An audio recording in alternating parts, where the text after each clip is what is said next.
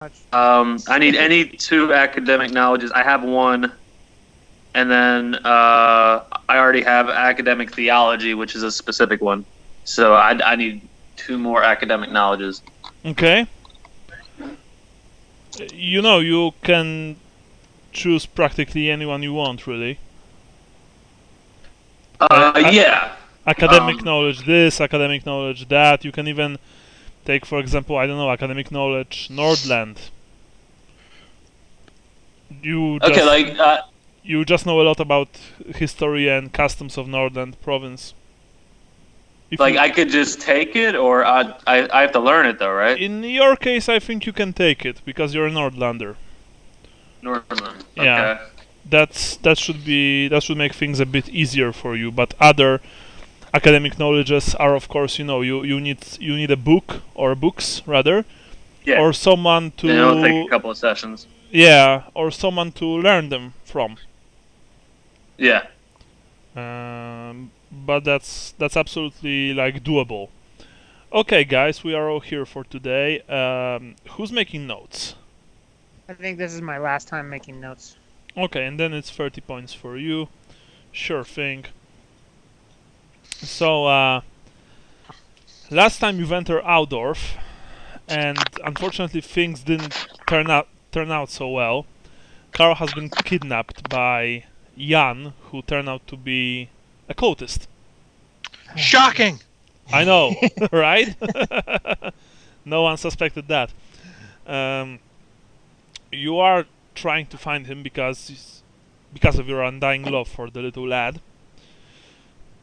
This is this is just creepy sounding. But yeah, things are not going too well because Altdorf is a huge city.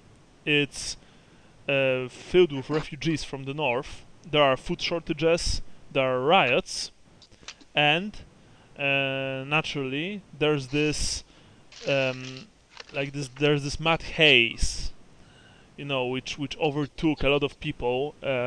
Basically, people are just throwing everything into the wind. They are drinking, whoring, gambling.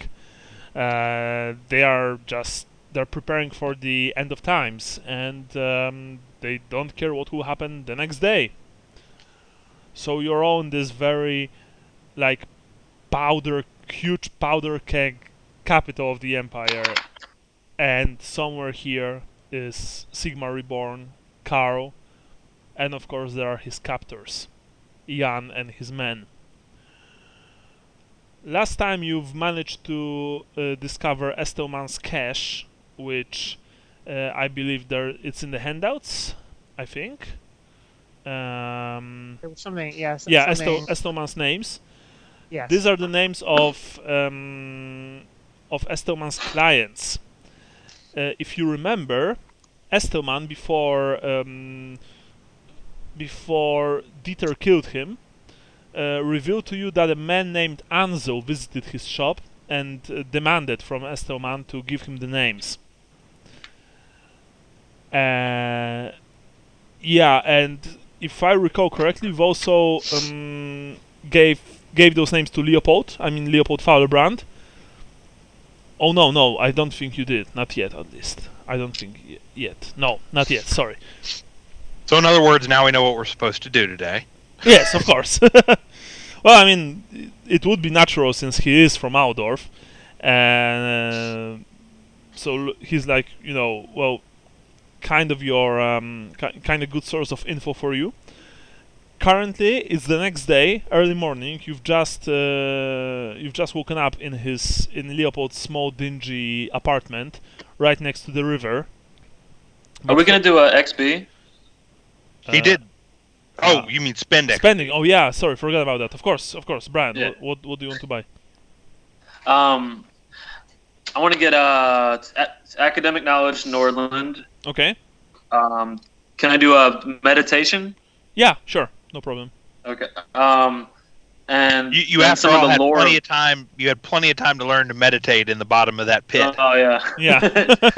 You're trying to hold my bowels. Can I learn any of the lores of Sigmar? Lores like spell lores? Yeah. You would need someone to teach you those, really.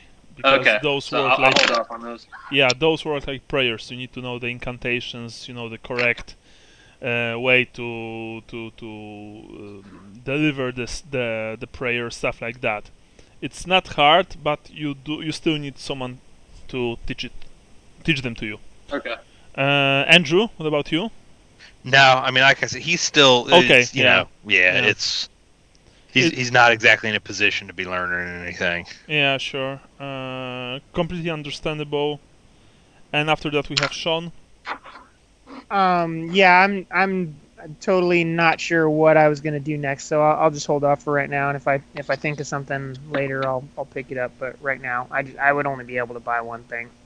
Okay, yeah, sure, no problem. So first things first.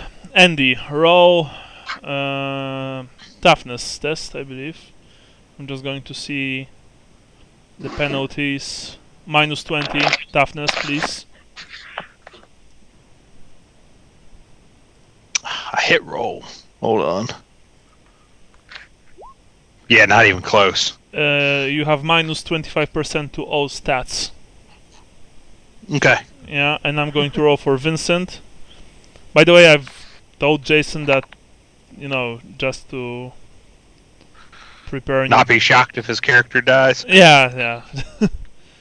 Yeah, he also failed, and I believe that's -30 for him right now. Oh no, it's also -25. Okay. Yeah, I thought they were about the same. Yeah. I managed to pass one like 2 sessions ago, Oh, okay. but I don't know if Jason has passed any. I think he passed, but I feel like at the last one he passed it and you didn't. So That's probably okay. Oops. Yeah, sorry, I just need to quickly fill a few things. Because there are quite a few conditions that all of you guys have, and I need to keep track of them. And I'm really not good at tracking things. This has been always a problem with me. Okay, it's done. Right, so Lucas and Vincent, Vincent is not here. Lucas, you feel horrible.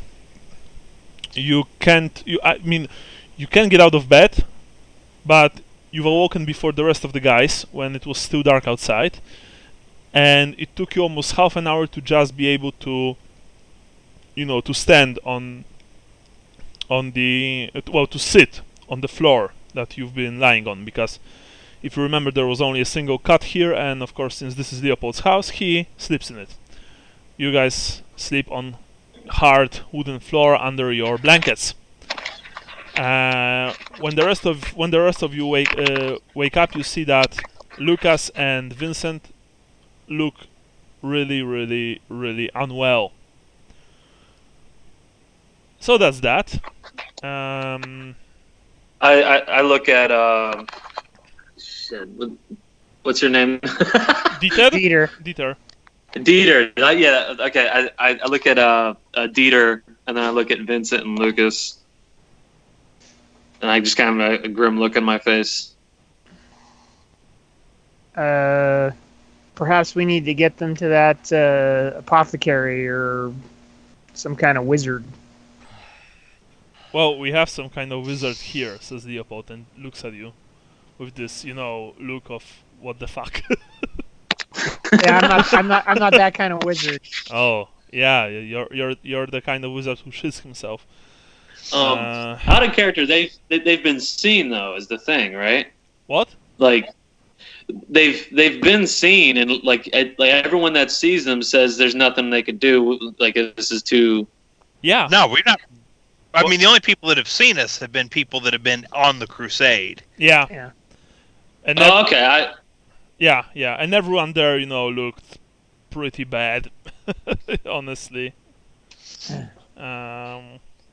Dieter Cossin and also Skywatch and got all the information. Yeah. But, The Shalions. Well, the problem is if we take him to the Temple of Shalia, we'll never see them again. Although, do you have a character, a backup character rolled up? I do, yeah. Yeah. So I mean, that is one option. I grab my pillow and I start walking over to Lucas. I'm just. We need to find Karl, says Vincent. And with him saying that, you remember Karl, the light of your lives, the young ward, the hope for the old world. You must find him. And it is indeed testament to both Lucas and Vincent's mental and physical strength that they will be able to find Karl even despite the illness. They are the true heroes of the Empire. Yes.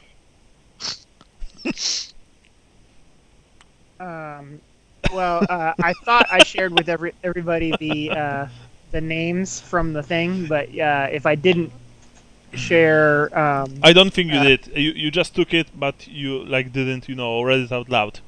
Okay. Well, so I mentioned now to everybody, if I did not do that one name that popped up was Ansel Vorman. And asked Leopold directly if he's ever heard of this guy before. Show me those notes.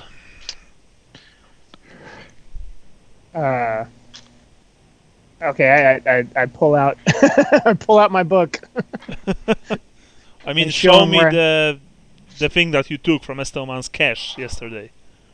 Oh, you haven't seen it? No, I haven't seen it.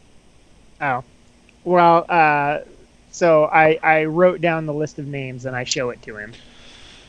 He looks at the names, and you see that he's getting paler with each glance. These are Estelman's preferred clients? Some of these names, well, they're very highly placed. The witch hunters would... Actually, I will need to copy this. These more faded ones are all dead. At least all those I recognize. This one died by the hand of the mysterious vigilante, the vengeance of Sigmar, as did this one. And Sigmar's blood, at least 6 of these men were killed and exposed as mutants or servants of chaos by the vengeance. Could it be Estelman was in league with... No, impossible. Why would he kill his best customers? It makes no sense. Look, Grigor Vladek? He was one of the Black Magisters the vengeance of Sigmar killed. A banker he was, where he weren't sacrificing virgins in his back garden. The vengeance sacrificed him, alright, strung up with his own innards, and with the twin-tailed comet nailed to his forehead. My friend saw it in the Harnplatz. And this one, I know Malthus Dortinger's name, a bright wizard, and well thought of in the colleges until the vengeance shrunk him up naked and showed he had a third arm under his robes. No one would have known but for him. I got a third arm, too. He ignores you. Obviously, that was out of game. Yeah. No, actually, it kind of fitted. Lucas is sitting, he's feverish and says, I have a third arm too. It's an allegory for my dick. It's really big. Your mom Will you die, you son of a bitch? No, it's Quaid. The Total Recall guy. Yeah. There was whatever. No one would have known but for him. Sigmar bless him. And, I can't believe it. Von Stack. He got what he deserved. A nobleman's son. He dabbled in natural philosophy, he called it. Nothing natural about it. He was found hanging from the sign of the sheaf and shears. I think not no, it was 3 months ago. The vengeance of Sigmar's badge nailed to his forehead. Turned out he was the leader of some pleasure cult. Look, this list is not all of these people have been killed by the vengeance, but some of them have. Dieter, what do you think this means? I think it means these are cultists, and I think that Yeah, but Jan is. remember what Estelman asked? He asked about those names. Esselman asked about the names. Jan asked him. That's why Right. That's why he torched his shop. Mm-hmm. Well, that's. I think Jan is looking for fellow cultists. What You if, don't think so? Well, but the thing is, most of those people have been dead for quite some time. Right, but specifically, remember you handed me the note that said see Ansel for the necklace for the ceremony, and there's an Ansel Vorman. Yeah, and Ansel asked Estelman for this list. And most of those people have been... He asked him for this list much earlier. Well, then why the hell would he need the list if he's already a cultist? I honestly think that this has something to do with the vengeance. Yes.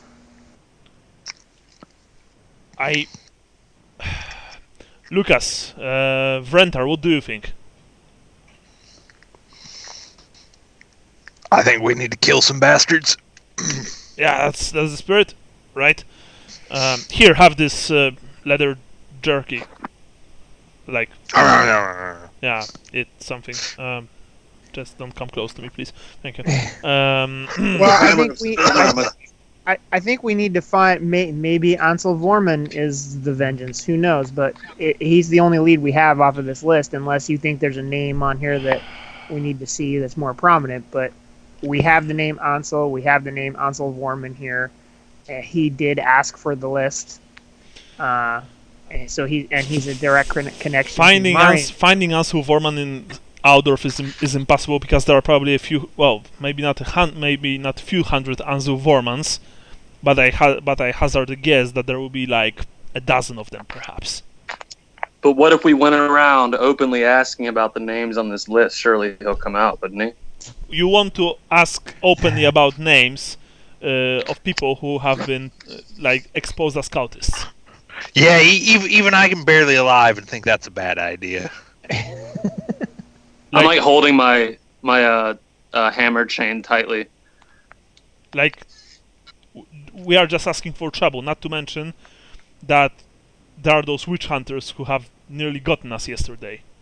Mm-hmm. If it weren't for that brick falling from on top and cracking the main one in the head. Look. Yes.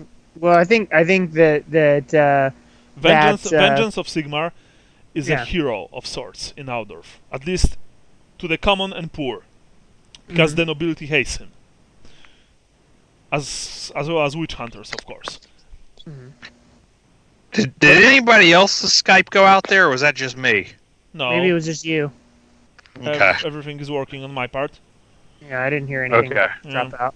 That was the problem. I didn't hear anything. Okay.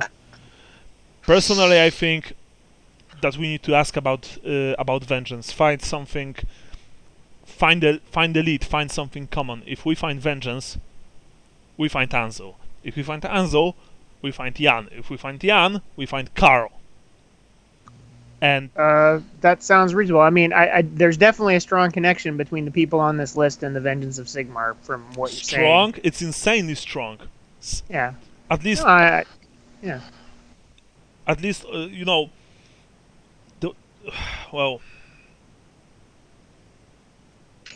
let's just say that quite few of them have been killed by vengeance. At least 6 of these men, and these were all very highly placed men. I would not, and he looks at you, Vrentar, I would advise very much about asking for any of these men, in person, on the streets. They were all either nobility, or powerful merchants, or wizards. I just kind of scoff at the city politics here. we know we've all seen now the red-eyed black pigeon, right? Yeah, it was the Lucas. You said that this was the animal that dropped the brick yesterday, right? That sounds right. Yeah. So yeah, so we need to keep an eye out for the pigeon, and we need to start asking around for the Vengeance of Sigmar on the street. All right. Well, I think we should eat something here.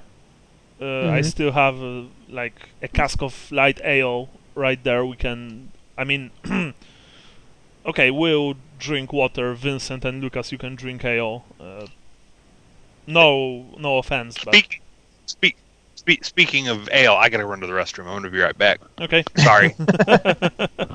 I thank Leopold for giving us shelter and food. He just, nods. He says, "Well, it was the only right thing to do. I actually have a debt. I mean, you weren't there, Renter, but I have debt to Lucas and Vincent. They've helped me a few weeks back with a certain family affair." And you see that his face like darkened when he said that. I've promised them. I've promised them something. I promised them and to others. One of whom you've met, Leopold Bozelman. And there was a halfling. We've lost him earlier to Beastman. He was a good he was a good person. Hopefully they died with their weapons in hand. I saw Leopold go down. Yeah, they did. But tell me, priest, what does it actually mean that we die with our weapons in hand? In the end, we've left Sully in that inn in Drakwald. He was probably devoured by those. Okay, I'm back. Yeah, by those things. No burial, nothing. Where's fairness in that, eh? We all come from the muck, and we return to the muck. It is nature's way. Yeah, well, Like the muck in your pants. Only when I fail a spell check. come on, let's finish the breakfast. Let's hit the town. And with that, you finish the meager meal. Hardtack, jerky, some very hard dried fruits and vegetables, and you wash it down with Dieter, Rentar, and Leopold with water, and Lucas and Vincent with this beer, which honestly tastes kinda bad. After that, you hit the streets. You hit the streets of Altdorf, which are just they are overcrowded. People here, there are just too many of them. It's absurd. Lucas, you don't even recall known being that overpopulated, and that much aggressive, and just there's too much of everything here. Too much of noise, too much of smell. It's overbearing for you. You see that even Leopold is like Lucas is muttering something about, I can't believe I have to die in this cesspit.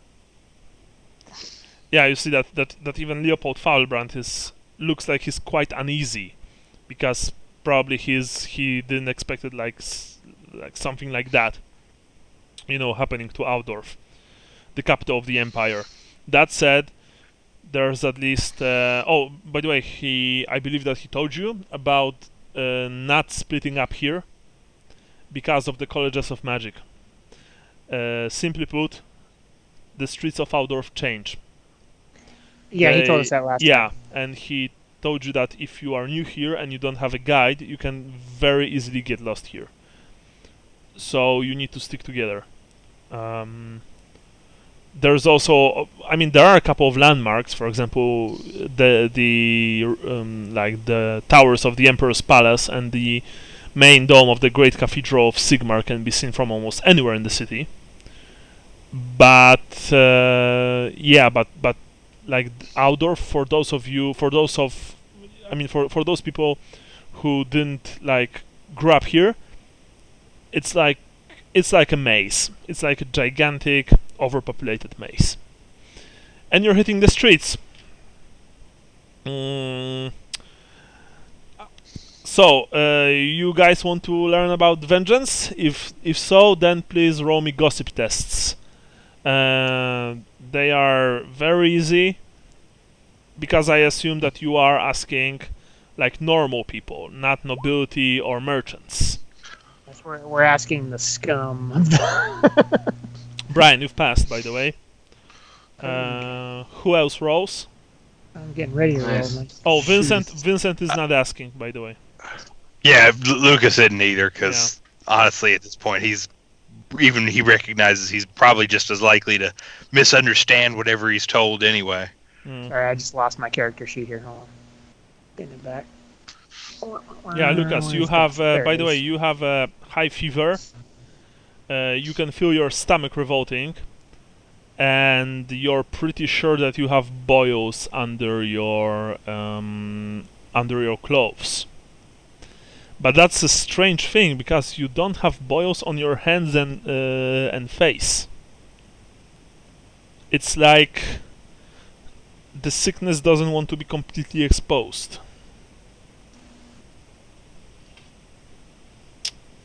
You also remember your dream. You also remember your dream from last night. A knight in black armor, with his heart wrenched out, standing on a hill that you are climbing. Oh, that bastard again. he looks at you. He's helmeted. Not long now, brother. Not long. Embrace the grandfather. Allow him into your heart. And be free. At least that's what you remembered. Alright, so you guys spend like a good hour asking for vengeance. Is Lucas going to relay that information to us? Probably not. Probably Yeah. not. Yeah, I'm just joking. I wouldn't either. By the way, if Vincent was here, I would tell him exactly the same thing. Yeah. Right. So, after an hour of just walking through the stinking streets of Altdorf, rubbing shoulders with lots of people, with just with the crowds, with the poor and the desperate, you've actually learned something. Actually, quite a lot, honestly. Lucas has learned that he hates Altdorf even more than he thought he could. Yeah? And he didn't even have to ask anybody. Many wild stories are told about the vengeance of Sigmar, but the important points are as follows. He first struck about a year ago. He wears a black mask that covers the top half of his face. He always leaves a thin badge of Sigmar's twin-tailed comet nailed to the forehead of his victims. He has killed and exposed both rich and poor, mutants and warlocks alike. Many of his victims came from Estoman's list, but just as many were not. Bakers, actors, rag pickers, and tradesmen who were mutants or hedge wizards. The poor and the merchants love to tell tales of the vengeance exploits, particularly stories about the wealthy brought low. But in case if any of you ask where he lives, your the people that you were speaking to clammed up.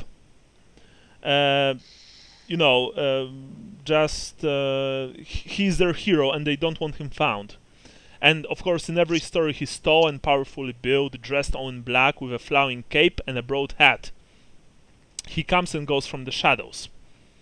You didn't really ask rich or noble citizens, but you know that they are offended that members of their class are being killed like common criminals, no matter what crime they're accused of.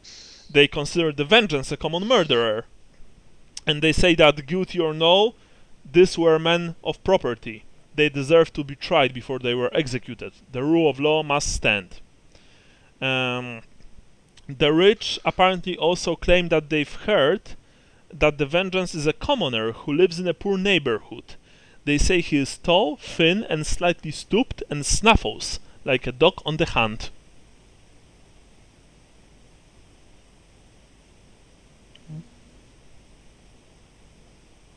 Even Leopold says, Wait. When a man is rooting out evil with such miraculous success, one doesn't look too deeply into his provenance, like concerning, where vengeance lives or who he really is. That's why people don't like to share any, special, unique information about this. So that's what you've learned after an hour and a half of asking. Okay. So we have just a vague description, and nobody wants to tell us where they. And we know where he was seen last because that was over at Esselman's house. But other than that, we don't know.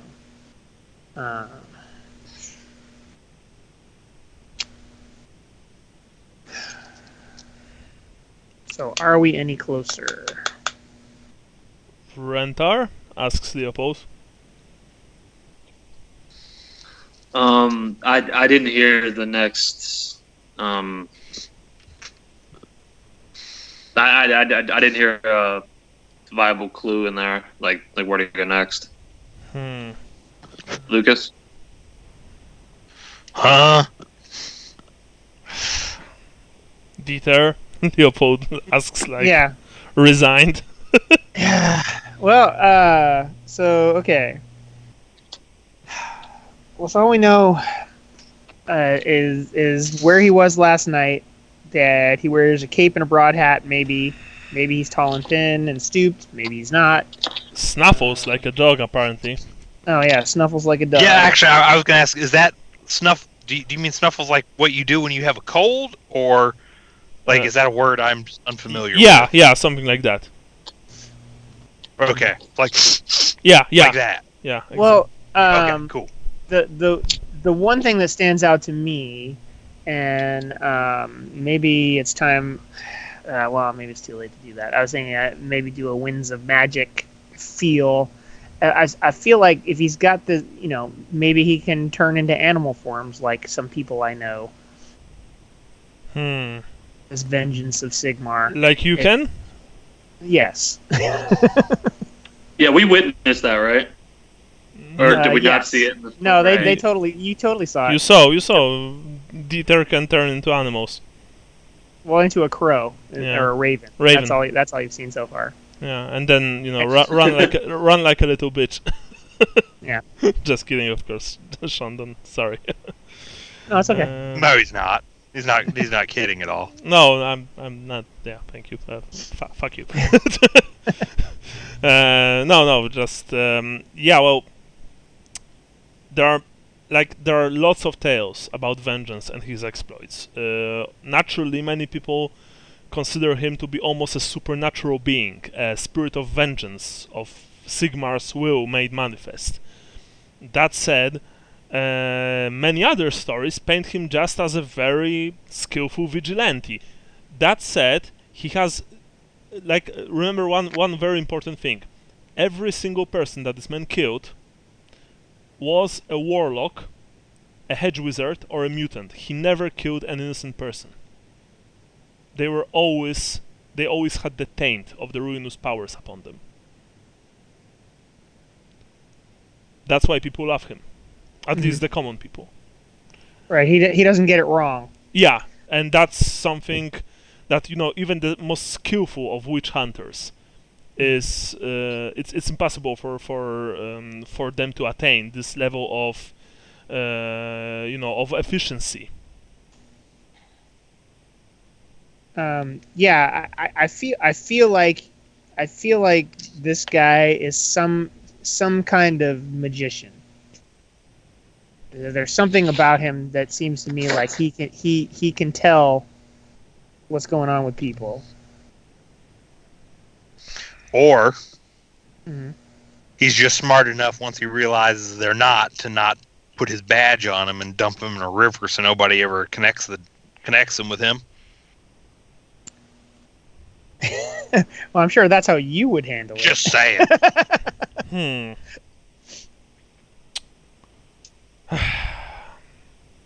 I don't know, guys, says Leopold. All right.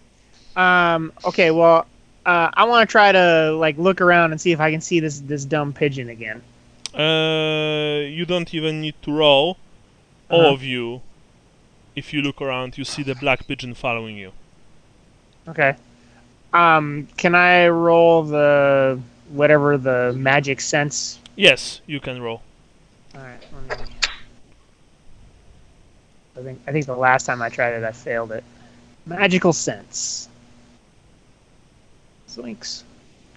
You've opened your eyes to the winds of magic, and you immediately just see the world for what it truly is, as the strands of various winds flow in front of your eyes. Actually, the fire wind, Ulgu, the wind of shadows, Azir, the blue wind. There are, of course, people all around you just emanate Giran, the wind of life. When you look at the pigeon, you see Dar, the black magic, the crushed winds. That said, you see that this creature, for lack of better word, is not real. It is, you know that it is a physical being, but it's not a real pigeon. It has been created, probably. It's a familiar. A familiar infused with Dar. In your college, you usually use falcons or eagles, or those of the shamans who live deep in the forests, like really deep. Because most of you live deep in the forest, but those who almost never contact the civilization. Sometimes they, for example, bind. They coerce animals to become their familiars, like stags or boars or wolves. Very rarely you create artificial familiars. This is usually the way of other colleges of magic, like the Gold College or the Light College.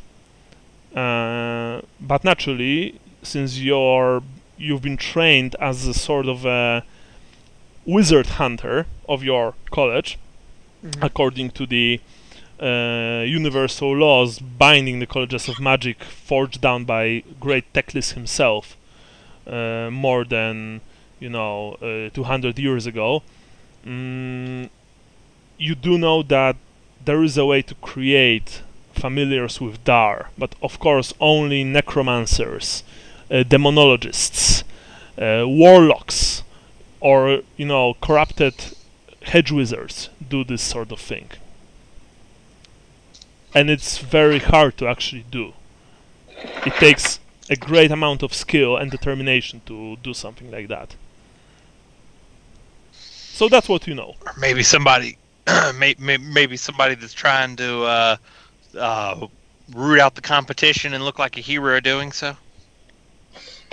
Sounds like it. Oh, so you tell the guys about this? Yes, I absolutely do. I say, I see the pigeon. It's got dark magic aura emanating from it. You see it appears to be a construct. You see that Leopold took out a small pendant of hand with crossed fingers and kissed it. Ah! Dark magic. Phew! I glare at it flying above us. Yeah. Well, sometimes it flies above you, sometimes it just sits on the rooftops, always beyond your reach, always very high. But you can you see that it observes you, and you can feel its glare. It has these beady red eyes, which even in the light of day, you see that they are glowing slightly. I pray right back at it. Yeah. And Take that prayer, bitch. interestingly enough, it sits among other pigeons, sometimes, and you see that they're not reacting to it in any way. They're not like afraid of it. They're not nervous. I mean, to be fair, they are pigeons. They're, I'm speaking, but for example, you, Dieter, know that, creatures of pure dark magic often scare animals. Okay. So other animals often just avoid them or run away from them. So. Not in this case.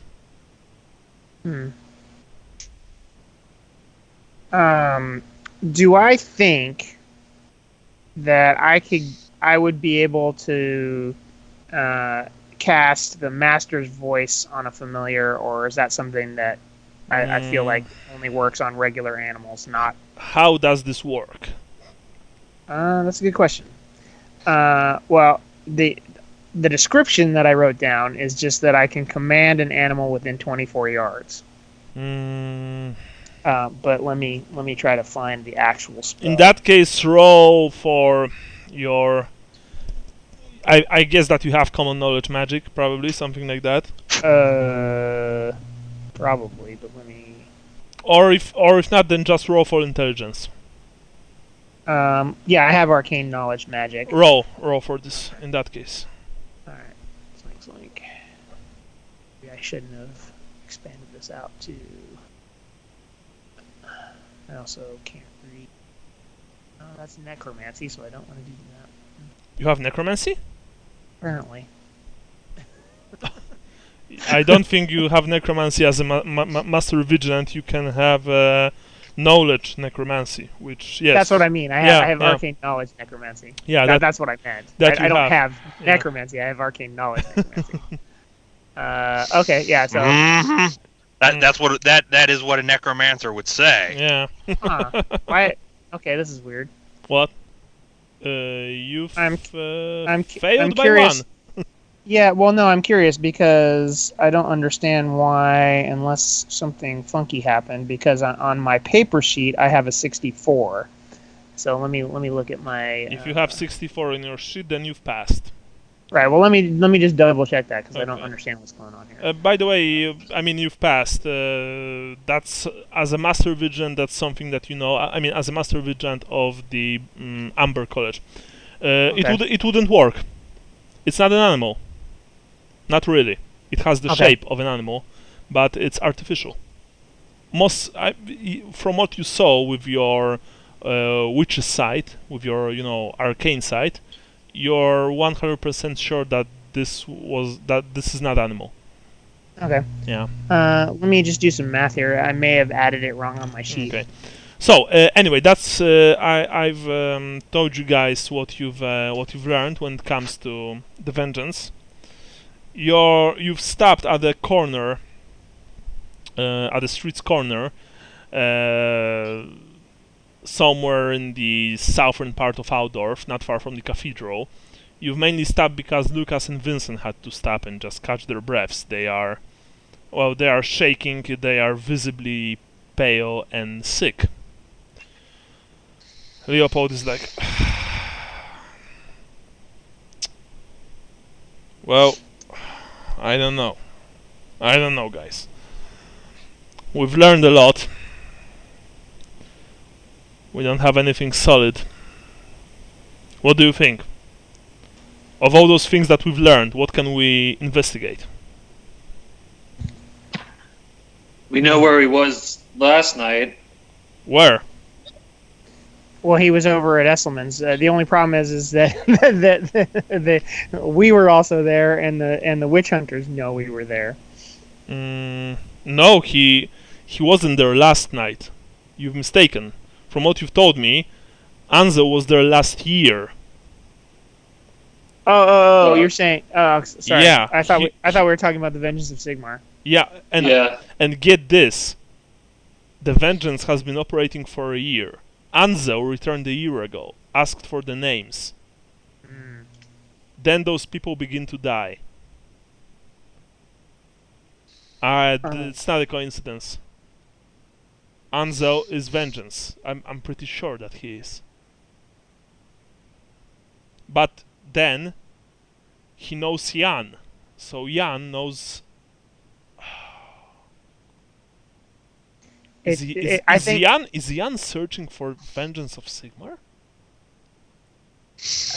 Well, it sounds like what Lucas said might be the case. That remember what was in that note? Ansel in Altdorf. Ask Estoman, necklace for ceremony. This means that what? Ansel has some kind of a necklace, an artifact. That's what we think. That's why we're saying we need to find Ansel Vorman, and you said that there's too many Ansel Vormans to find. But well, there are too many Ansel Vormans to find. And by the way, where do you want to start asking for Ansel Vorman? In that shop over there, in the cathedral. I don't know, on a bridge, right next to the Eagle Gate. We don't know if he's, where he lives, who he is. That's why. All right, guys, roll for intelligence. What the heck? All right, nice. Oh, I actually passed. Nice. I'm going to even roll for Vincent. I think he failed. Sean is like, durr. No, I don't know. I can't even see my thing. I need to shrink down my window here. Lucas, in your fever-ridden brain, you are consistently just hear two words. Badges, mask. Badges, mask. Badges, mask. Badges, mask. Badges, mask. We don't need no stinking badges. Yeah, that's what I was thinking. Yeah. Which, by the way, you look around you, Lucas, and I think I've told you guys before, when you enter Altdorf, you saw that a lot of people are carrying the Sigmarite twin-tailed comet badge pinned somewhere in their clothes. They are very cheaply made, usually from either from brass or sometimes from a piece of wood. But there is a craze; almost everyone is carrying a Sigmarite badge. Sometimes the badge maker. Yeah, sometimes they pin prayer scrolls. Sometimes they're just part of of their clothing, normal part of their clothing. Posers. Yeah, and Lucas. So that's what you've. That's what you're telling yourself subconsciously. Badges, mask. Badges, mask. So I'm going to be honest. I have no idea what you're talking about. I mean, I know the badges, right? Like I understand that part. Vengeance of Sigmar leaves his victims with a tin badge of twin-tailed comet nailed to his foreheads, nailed to their foreheads. Sorry. Right. And he has apparently he has a black mask that covers the top half of his face. Right. So we need to find all the mask makers and all the badge makers in town. Yeah. I mean, there was also this, there's rumor that he's a commoner who lives in a poor neighborhood. But then again, poor neighborhood in Altdorf is a very, it's it's broadly speaking, that's there's a whole 1/3 of the city is a poor neighborhood. Which, by the way, on the map is number 4. It's the eastern part of Altdorf. It's even called lower class area.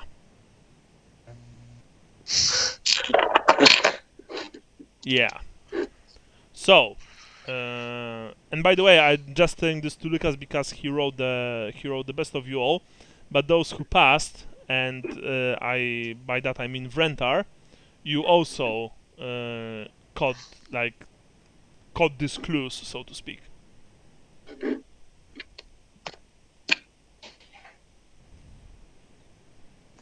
Well. So I think we need to find somebody who makes badges and find out who their clients are. No, I want to hear this from Lucas or from Vrentar because they've passed. All right. Yeah, here's the problem. I'm still having problems wrapping my heads around this because there's got to be like 10,000 well, not 10,000, but 1,000 badge makers and 1,000 mask makers in Altdorf. With masks. If they're that common, there's probably people on street corners selling them, right? I mean, that's what it would seem like to me. Yes, you do remember the description of Ansel given to you by Estoman, right? Thin, tall. No. Yeah. No. There is a horrible scar on his forehead. He is painfully thin, and he was apparently insane. A horrible scar on his forehead was the biggest characteristic point that you've caught from Estoman Dieter. Okay. Dieter doesn't remember that apparently. Yeah, so I mean, I guess, but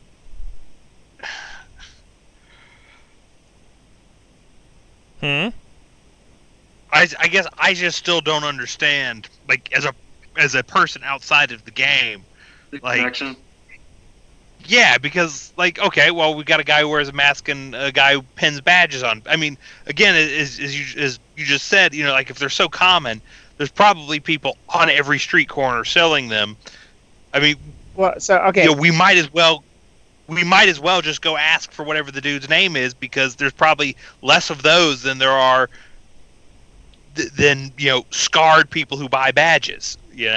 How about this? How about we go and ask somebody selling badges on the street corner where they get their badges from?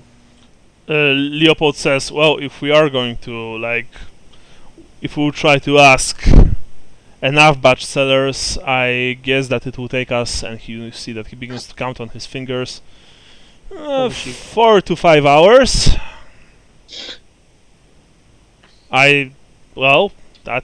But I guess that's better than nothing. Well, it will be probably quicker than if we would go around asking for Ansel Vorman or whatever his name is. Mm-hmm. And when it comes to masks,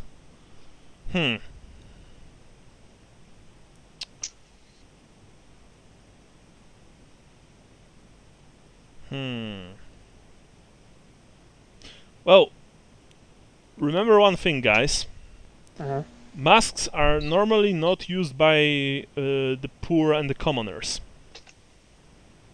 That's actually... Well, that gives us more info, right? Mm-hmm. They are usually obtained by the wealthier people, which means they are made by specialists. Okay, so we're not talking just like a dinner napkin with holes cut in it. We're talking about an actual mask. From what those people told us today about Vengeance, it seems that he uses a very particular mask that covers the top half of his head. It's black. It's made from cloth. It's not a sack with with holes for eyes. Sorry, but yeah, because to me, I'm just thinking of Zorro, which is essentially just like a bandana with holes in it. Essentially, those people described Zorro for all intents and purposes, but not Zorro like you said with bandana, but the fancy Zorro with with this special mask that he wore. Okay. All right. Well, then looking if we're thinking about it that way, looking for a fancy dress ball mask, like a masquerade ball mask maker, is probably the way to go. I propose that first we check the badges lead. Maybe it's nothing, but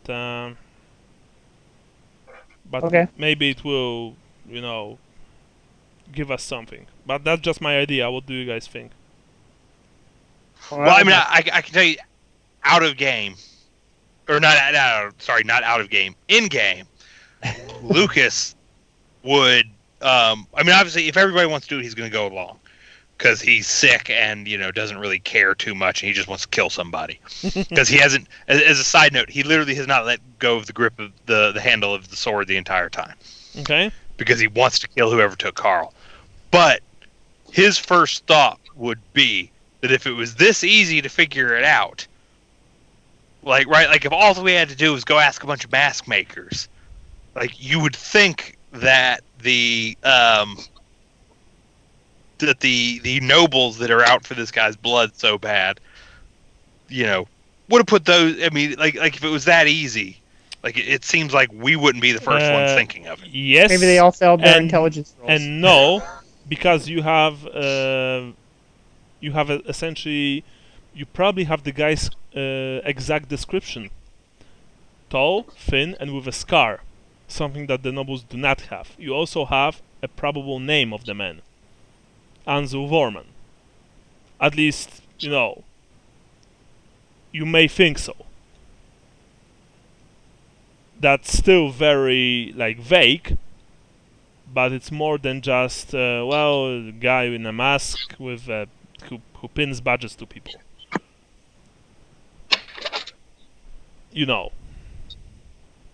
That said,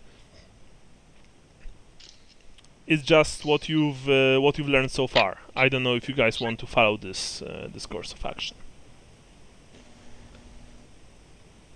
Yeah, nothing really sounds super efficient. So, I guess we just need to pick one, right? Yeah. Well, since Leopold seems to think that the badges is the way to go, let's start with the badges. We're going to be asking about stuff either way. So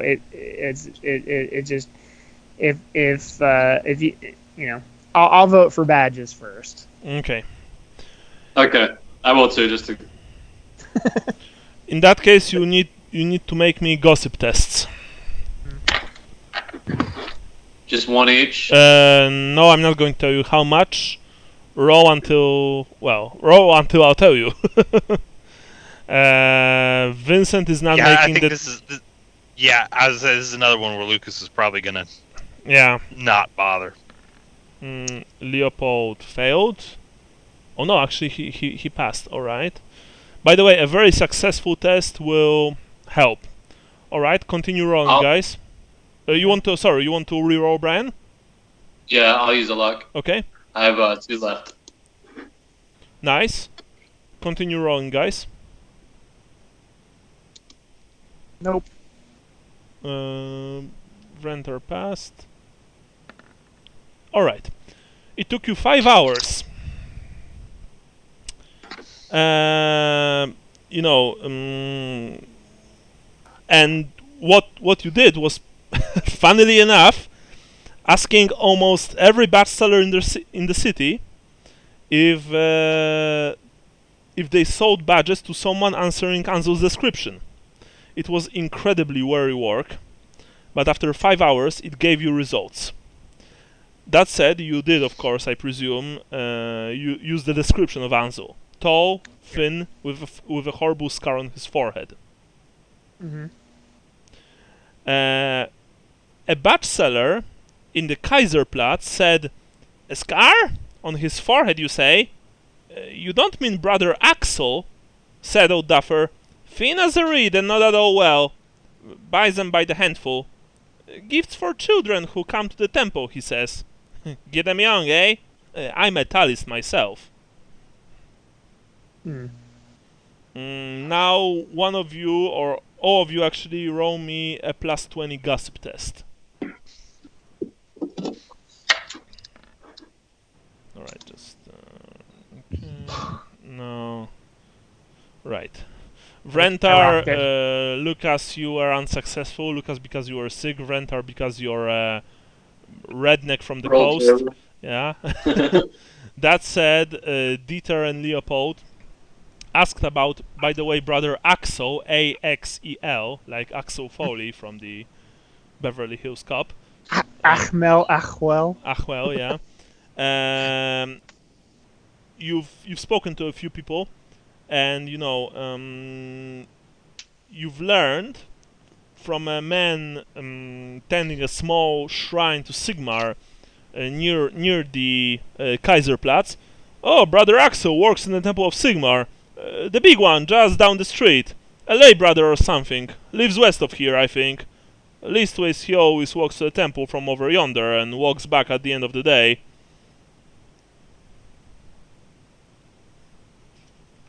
Well, if that is all, mine Aaron, I have a shrine to take care of. Mm-hmm. Yeah. Sigmar be with you. And with you. Do you want to make a connection between Brother Axel and the Vengeance?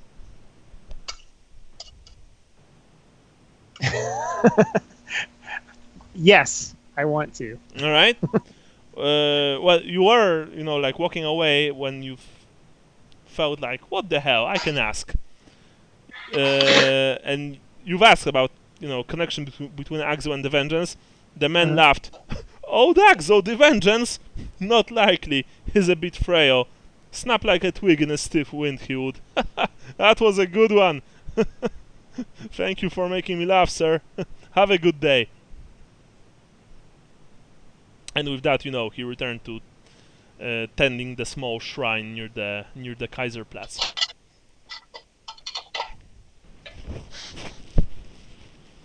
Well, it took you 5 hours. Mm-hmm. Oh, by the way, you've gotten up really early, just so you know. So, it's almost noon.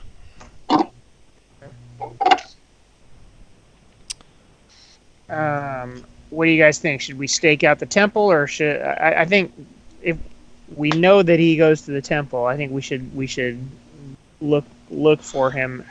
Have you ever been to the Grand Cathedral of Sigmar? Asks Leopold. Of course not. You know how huge it is. It's a village in its own right. Mm-hmm. A big village, actually, a small town. Asking for Axel there, I mean, how many Axels do you think work there? Well, I thought less than asking about him and giving ourselves away, we try to spy on him. But if you're saying it's that busy, that might be difficult. I mean, well. that is an idea. I'm just saying that we still have the mask angle to work on, and the mask will be much more precise, so to speak. Like I've said, from what I know, the masks are usually worn by richer people, not commoners. So that means maybe to the mercantile district. Yeah, well, I mean, in Altdorf, they don't sell masks in just one place. They sell them in many places. We still have a few hours of asking in front of us, before us, I mean. Mm-hmm. But from what we've been told, this the Vengeance or Ansel or Axel or whatever the fuck his name is, he's not wearing a piece of cloth with holes for eyes. He's wearing a proper mask. That is something. At least I think so. But I don't know. I'll be glad to be your guide, but you guys seem to be better at this sort of work than I am. So I just want to find Karl, make sure that he's safe. Mm-hmm. Yeah, let's do the mask angle then. All right. So, do we need to roll again? Yeah. Leopold says, you know what? What the hell? I'm actually going to ask a few of the poorer folk. You guys can ask the merchants, tradesmen, maybe nobility. He looks at you, Dieter, but you see that he looks rather unsure. He looks between you and Vrentar. Maybe stick to tradesmen or merchants.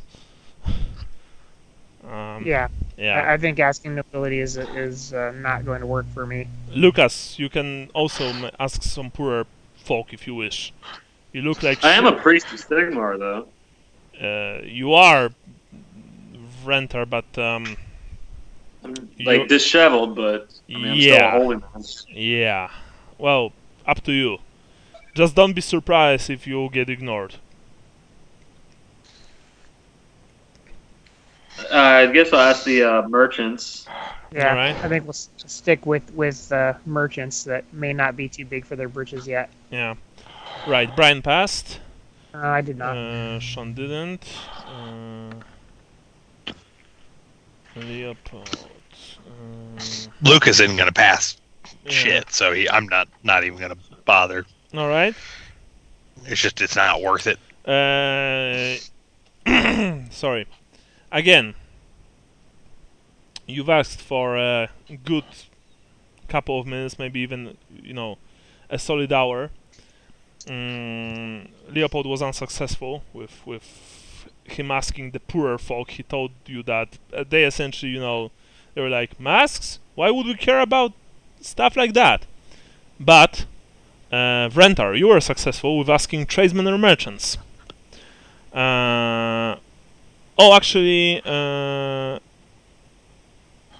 Actually, sorry guys, you still need to make a few rolls. By the way, Sean, you've passed. Because this is really? a plus 20 gossip test. Oh, okay. So, please continue rolling. I'm also going to roll for Leo. He passed. Vrentar unfortunately didn't, so we have 1, 2, 3, 4, 5. Okay. Continue rolling, please. Oh my god. Okay, I'm going to reroll that. Crap. I'm going to use another luck. I think I've... Okay. By the way, Sean, you've passed. Yeah, I have one I know, left but, after but this. my rolls are Okay. terrible. All right. Again, you've spent a good couple of hours. Not an hour, but a good couple of hours. Less than with the hours than when you've talked about when you've asked about the badges, but still, it's exhausting, and all of you are getting hungry and thirsty. At the end of this ordeal. But you've got 4 names. You've got 4 names of the more prominent mask makers in Altdorf currently, or at least those who are in high demand when it comes to making masks. There is Gustav Ziegler, bespoke tailor, costume maker, and maker of cloth masks for the wealthy and the nobility. His shop is on the edge of the wealthy Oberreich district. There is Antoine of Lyonnaise, wig and mask maker, exclusive to the nobility. He makes extremely dainty cloth masks. His shop is in the Palace district, one of the wealthiest areas of Altdorf. When you've learned about this, Leopold told you that unless you be dressed as servants, nobles, or guards in livery, it will be difficult to avoid the eye of the watch in this district. There is Peter Karl, saddle maker, armorer, and mask maker for the merchant and tradesman classes, often used for secret guild rites. He makes leather masks. And finally, there is Richard Rausch, costumer and mask maker for actors, wealthy merchants, and the nobility. He makes both leather and cloth masks. So it sounds like there was 2 options that do the cloth masks? Yeah. That said, people who told you about Vengeance didn't 100% told you that he wears a cloth mask. It's just that he wears a mask, not a piece of cloth that works as a mask. So he might be very well wearing a leather mask. Mm-hmm. Just that it was of a better quality than your, shitty rag with holes for eyes. You have 4 names. I feel like. But first you need to eat something and drink something, and I need to make myself some coffee. So let's make 2 minutes break, okay? Yeah, sounds Okay. good. Cool. Right. Find it interesting that one of those guys specializes in secret guild masks. I mean, yeah, I'm gonna duck out, but yeah, I think those last 2 seem like maybe more winners. Definitely not the Bretonian and the other guy. I'm less excited about, but I'll be back in a sec. yeah.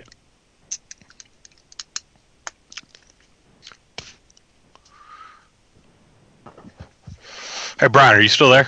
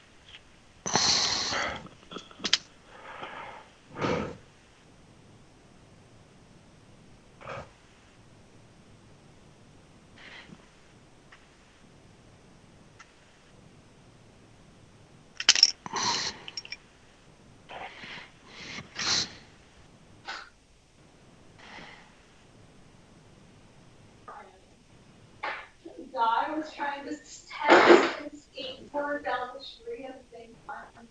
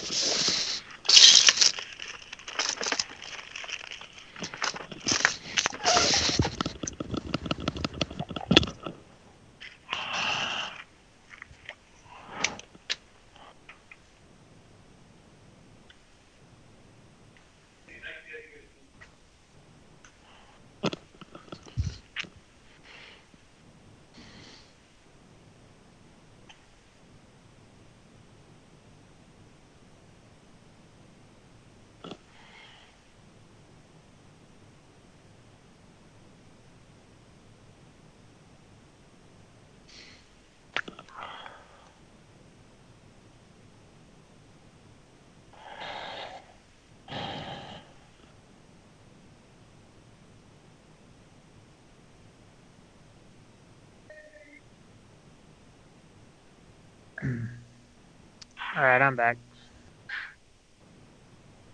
Just us so far. All right, no worries. Try to stuff. Was that your house where somebody was talking about skateboarding? My house? I don't think so. Yeah, some lady was talking about skateboarding in the background. Oh. Sorry for all the smacking. I know my son is That's working all on right. homework, and he's something's not going well. I don't know. I'm not paying attention to exactly what they're talking about, but they're talking about something. Yeah, I don't know.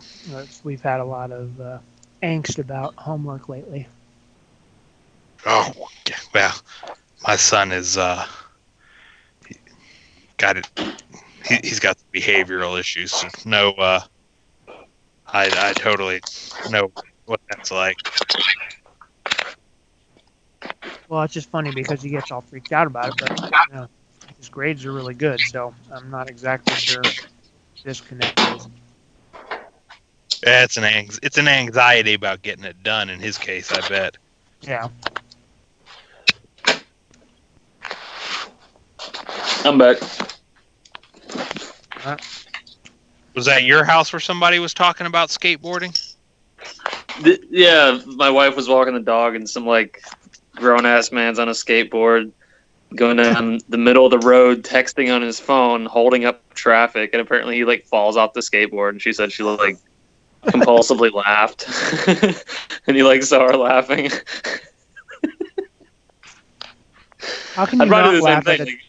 a dumbass? It's like the internet is filled with videos of people wrecking on skateboards. That's how I There's broke this my freaking arm kid in my back neighborhood in May. on a skateboard. Yeah. Oh yeah, I didn't know you skateboarded. Yeah. Well, my wife won't let me anymore. Yeah, I was gonna say I gave broke up my arm. Yeah, I gave up skateboarding before I got to the point where I could actually break something. Because we had that, what was it? Back in the late 70s, early 80s, and it was like, oh yeah, skateboarding. Yeah, this is gonna go bad. I was like, I pass.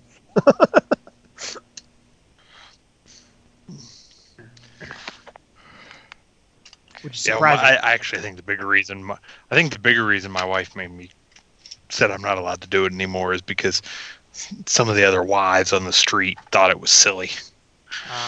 Well, I think it has more of that to do with anything. But fuck them. Who cares what other people think? Is Tony Hawk silly? Yeah, exactly. If I enjoy doing it, well, there's that. What's wrong with it? Yeah, exactly. Pay your taxes and you have your shit straight. Who cares? Right. You know what I mean? Yeah. I'm back. Now, obviously, I didn't ride through the middle of the street and hold up traffic, but... So, are we all here? I think so. Okay. So, Dieter... Oh, Vincent's not here. Yes. Yeah, well... He's tagging along. He's tagging along. Yeah. Dieter puts forth the opinion that Yes. the last two merchants, I didn't capture if it was said what districts they're in, but he feels like this was it Pater Cole and Rickard Grouse. Rickard Are- Rausch. That was in the Mercantile District, I think, right? Okay, I still didn't There's catch the no last name. single Okay. mercantile district in Altdorf. I mean, there's area. Yeah, on the But- map, I meant. Yeah. No, they're not in a single area. That's the funny thing. Yeah. Well, anyway, the point being that he feels like essentially the Bretonian is probably definitely not the one. Although they are filthy cultists, but that Rickard and Pater seem like the low hanging fruit to him. Okay. Well, and as I was telling at the break, like one of them is known to make masks for secret rites and junk. Like if I'm, now one, he's probably going to be the hardest one to get to talk because that's going to be part of his shtick. You wouldn't come to him for something secret if he was known to be a loudmouth, but simultaneously, like if you're looking for something secret, you go to a guy who's known to specialize in making secret stuff. Yeah. Well. All right. Good thinking. That said. So that's who Lucas would favor going to see first. Okay. Honk, honk. Honk honk. Yeah. Someone is motorboating a Wait. large lady on the corner. Sorry. It might be the people behind that guy skateboarding and texting. Yeah. Right. So you want to try Peter Cole and Rickard Rausch. Who first? Is it Peter or Pater? Pater. Okay. Paeter. I think Which one's Peter. the ones that Father. Luke just mentioned? Latin for father. That's Yes. Latin for father. Yeah. Yes, Pater is the one. I think we agree that of the two, he's probably the primary that we want to see. Okay. You've learned where he operates. Apparently his shop is next to a tannery in the Werkstätte district, an area of workshops and manufactories. It is sounds like in the mercantile area, by the way. Okay. Okay. Awkward. You need to travel through one of the Altdorf's many great bridges. Well, actually not great bridges, because even though on the map you can see there are 6 bridges, Altdorf has dozens of them. There are many small bridges connecting the various islands on the Reich and connecting those islands to the other side of the city. Some of them are simple planks, others are rope bridges. There are also many other smaller bridges. All of them are heavily used by the citizens of Altdorf. Leopold also told you that unless you're going to use the main big bridges, which are shown on the map, you probably won't have to pay the fee. Okay. And to just stick close to him, and you'll be able to avoid any unnecessary taxes. That said, you also need to eat something. You are all very hungry and very thirsty, even though it's pretty cold outside. The sky is overcast, but there are occasional rays of the sun, piercing through the clouds. The black pigeon is always there, always following you, always watching. You also know that you probably won't be let into any tavern or inn with Vincent and Lucas. Should we look around for some street food, gentlemen? Rat on a stick or something like that? Leopold is like, wench, please. Oh yeah, you eels. Yes, You're we the are going. Eelmeister. We are going to grab Eels. We are going to grab a plate of eels, drink some delicious eel juices. Something from the water. And I'm not talking about this girl who was nicknamed Eel one time. that I've dated one time, And then maybe we also have a small pint. What do you say? Totally out of game question. Yeah? Has anybody here ever actually had eels? I'm curious to know what they taste like. You never had eels? It's fucking delicious. They are It's extremely fucking delicious. delicious. I've only ever had them in sushi, and I know that's unagi. one particular rare strain of eel that only exists in Japan. So I don't feel like that is a good representative eels sample are of incredible. what old world eel would be like. Eels are incredible. Okay. Especially smoked eels. They are very fatty, tasty, salty. It's like pork and fish. Yeah, exactly. Like if Brian a said. pig and a fish had a baby. Yeah. That said, a good eel is hard to come by. Never buy eels in big towns. Always go to a coastal town and buy your eels there. For example, in Warsaw, the eels are shit. But if you travel to the coast, to the Poland's coast, they have. That's more of like a modern overfishing problem, though. Like 100 years ago, I'm sure that wasn't the case, Yeah, because from what I understand, that at least here, the eels that you can buy in bigger cities are not from our sea. They are imported from other parts, and they are smaller, leaner, stuff like that. They have this unpleasantly bitter meat, while our eels from Baltic, they are fatty, delicious, very fulfilling, and like Brian said, they essentially taste like pork and fish. So it's really do you fatty eat them jellied like the English do? No, or do you, we usually fry 'em up or something? No, we usually just smoke them. Jellied, funny enough, jellied fish are a Warsaw specialty from the communism and pre-communism times, where they were very popular in various bars and drinking halls, stuff like that. But in Poland, we mainly use jelly when it comes to meat. For example, swine's legs in jelly, for example, are a delicacy here. Yeah. Pickled pig's feet. Yeah. Oh, yeah. Exactly that. Pickled pig's feet. Yeah. And when it comes to fish, we almost never jelly the saltwater fish. We use it on sweetwater fish, like I don't know what's the word, the pike, for example. Yeah. Okay. The pike in jelly is actually, I believe, a Christmas dish here. I don't really like it because it has too many bones, and I have an aversion to finding something hard in my food. I usually pike like a barracuda kind of? Yeah. As far as meat, it's a freshwater barracuda, essentially. Yeah, it's like a freshwater barracuda and lives in holes, in lakes. Yeah. So there's even, when you try to catch... So it's bony and likes to go in holes. Got you. When you try to catch a pike, you first need to find a hole, and then you just, drop your... what's the word? The thing that... Yeah, into the hole. The pike catches. The pikes are really big, by the way. They are essentially, they can weigh a good couple of kilos, be very strong.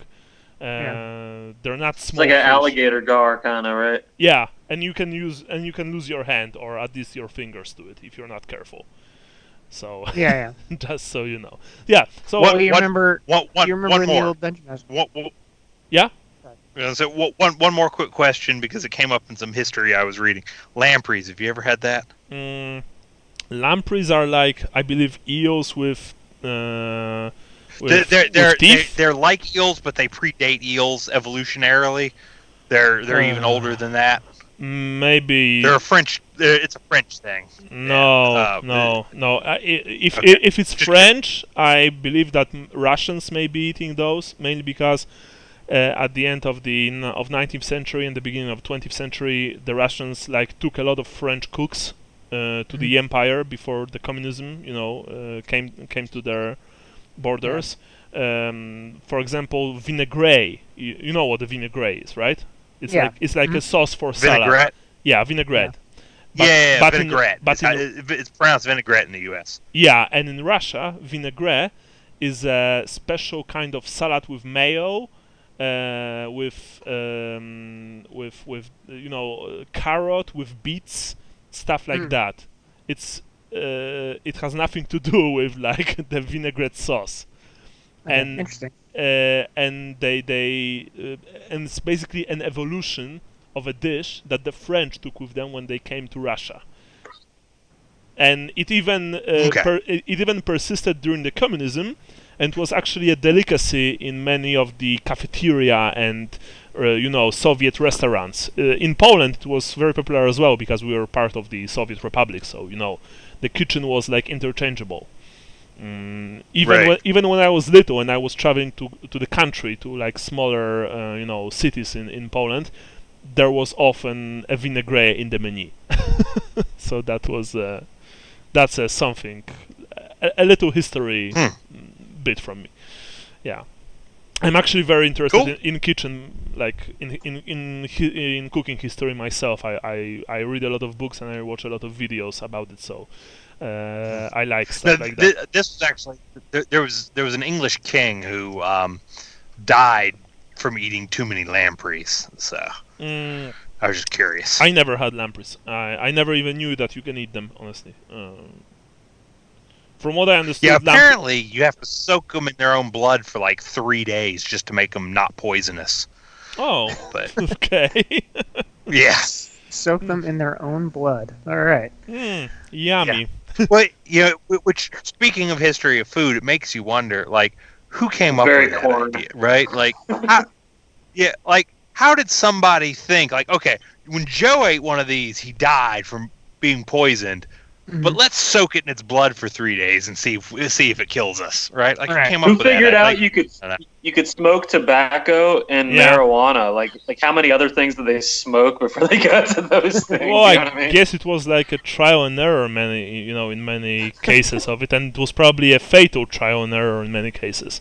Yeah. But then again, the tobacco thing. Yeah, the tobacco thing was actually, they originally chewed it. It was the Europeans that were like, hey, we know from other things that if we smoke it we get the buzz faster. Same with cocoa, coca leaves, right? Mm-hmm. The Indians didn't have a fine white powder to snort. It was an invention. They would chew on the leaf. Yeah, they were just they are still chewing because it helps with the altitude in their mountains. Yeah, but I believe it was the Western Europeans who like thought about doing powder from this stuff, and and I was like, how did you find out? Yeah. Anyway, so you've grabbed a bunch of eels and a few cups of hot soup, which you've bought from a food selling street vendor near the docks. Honestly, during your second day, the second day of your stay in Altdorf, the stench, you can pretty much get used to it. For all that I'm saying that Altdorf is overcrowded, the Crusade of the Child stank worse. Perhaps it was because it mainly consisted of people who in a city like Altdorf would be considered beggars, and who probably washed like maybe a year before, maybe even longer. So while it's still an unpleasant thing to smell the myriad aromas of the capital of the empire, you can get used to it. Maybe except Dieter and Lucas. You guys are still... You don't feel too well here. Dieter because you're an amber wizard and you belong in the wilds. Lucas because you're a woodsman. Well, Vrentar, you probably also don't really like it here, but it's I don't like the crowd, but the smells don't bother me. Yeah, it's not that offensive to you, and the Grand Cathedral of Sigmar is here, so that's important, right? Anyway, the Temple of Sigmar. It's just called, as you can see on the map, number 3. Anyway, you cross one of the smaller bridges to the other side of the city, to the academic district, in the center of which lies the University of Altdorf. And Dieter, you know that near this place there's the Amethyst College of Magic, the College of Death. The bridge that you were crossing was really rickety and felt really unsafe. By the way, Lucas and Vincent's not here. Lucas, you actually the amount of boats, barges, and ships that is here on this on the Reich almost rivals the amount that you saw in Marienburg. There are even galleons here, because Reich here is deep enough and wide enough for them to sail normally. When you enter the academics district, of course, it's your typical academics district in a huge city in the old world. There are lots of poor students here. There are also lots of, you are passing lots of drinking halls, of booksellers, of bordellos, even stuff like that. Everything that a student needs to get his degree in whatever it is that he's studying. Finally, yeah, party hard. Eventually, you've passed Königsplatz, which is number 1 on the map, and you've entered the mercantile area. After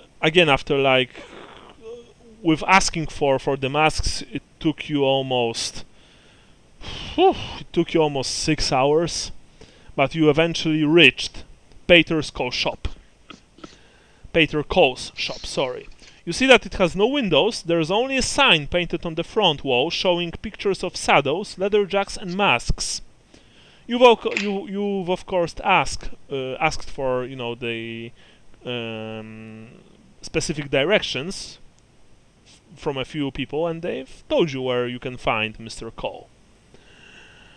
So, who's entering the place? Lucas didn't. What do we say?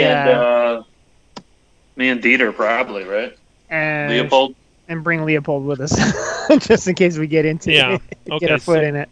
So Vincent and Lucas stay outside, while Leopold, Dieter, and Vrentar enter.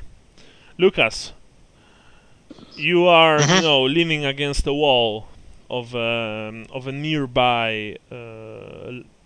It's also a leather shop. Even here, there are lots of people just traveling back and forth. You can feel sweat dripping down your neck. You can feel the shakes. Suddenly you see a figure within the crowd. You see a tall, armored form. He looks at you and says, "Brother." And then he's gone. He's like, Vincent is like, "Lucas, are you fine?" Yeah. Yeah, I need some sleep. Yeah, me too. Truth be told, I'm not feeling too well. Anyway, you guys entered the shop. Inside, you see all sorts of, like I said before, saddles. There are leather jacks. There are masks. There are just a lot of leather things. There is also a wiry graying man in a leather apron, standing in the middle of this dark and cluttered space filled with half-finished pieces. You see that he's just a normal, tradesman. He's nothing fancy. He looks at you. "Hello there. Name's Karl. You're in my shop. I presume you want to buy something. How can I help you?"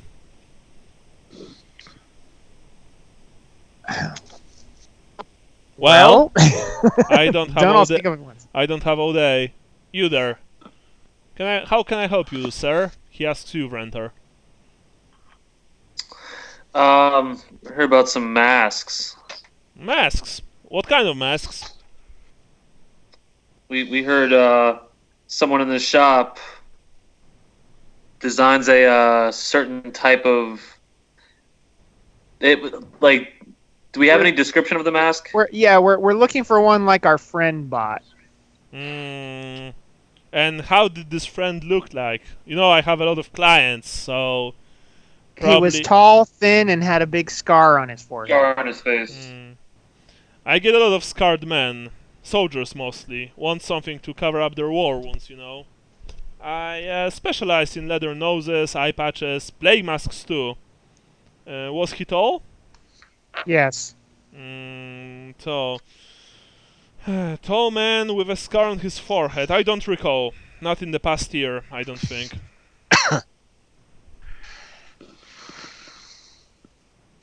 Perhaps a year ago? Like I've said, within the last year I don't recall any man of that description entering my shop and buying anything, least of all a mask. I usually remember those with scars visiting me. Like I said before, I get I usually make masks for guild rights, but other than that, I make them for veterans. And What yeah? what guilds are you at liberty to say? Yes, I am. But why do you, sir, want to know this exactly? If I might ask. If I may ask. My friend wants a mask exactly like our friends and wants to surprise him with it. Look, like I've said before, a tall, thin man with a scar on his head didn't visit my shop for at least for at least a year, maybe two. I mainly get plumpy merchants or very well built ex-soldiers or mercenaries, and I mean, you know, there are not that many tall people, generally speaking, in our fair nation. So I would probably remember someone like that. All right. Thank you for your time, sir. Anytime. If you need a piece of leather armor or maybe, you know, an eye patch, something like that, maybe a bag, my prices are very reasonable. Just so you know.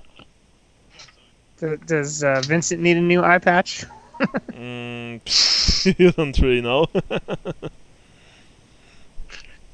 He's outside anyway. Yeah, it was like the rag he stuck in his eye socket Yeah. hasn't gone putrid yet. Well, maybe that's what's, you know, giving him the grief. So Alright. you guys exit the place? Yeah. I'm gonna try to do magic sense before I leave, just as we're sort of walking out the door, Okay. Roll. just for fun. Dun. Nope. You can't really concentrate, unfortunately. You can concentrate enough to use magic sense.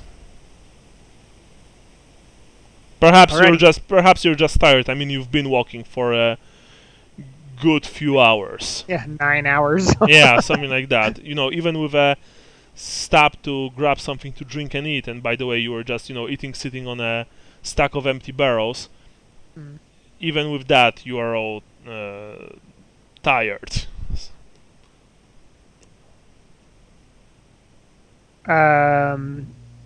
So do we dare look for this other guy, or do we go back to your place, Leopold?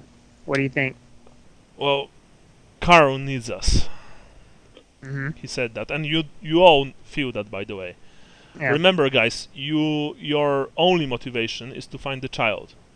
Yep. Like the need to protect him, to find him, and to deliver just punishment to the vile Jan is strong.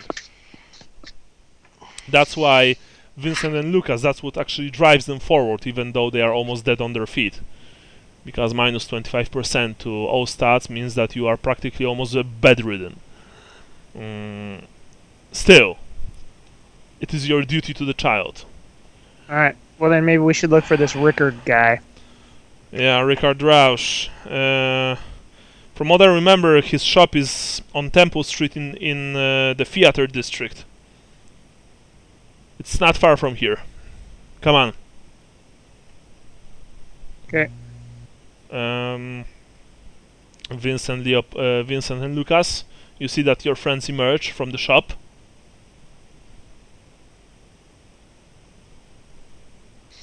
All right, come on, guys. We gotta go to another Finally. place. This isn't the place. As you look around, you're not surprised to see a black pigeon watching you from a nearby roof. It's almost your second shadow by now. The animal doesn't want to leave you alone. It's sinister. And, yeah, really creepy. You make your way to the theater district. It's not far from the University of Altdorf, actually, so, you know, that's a plus.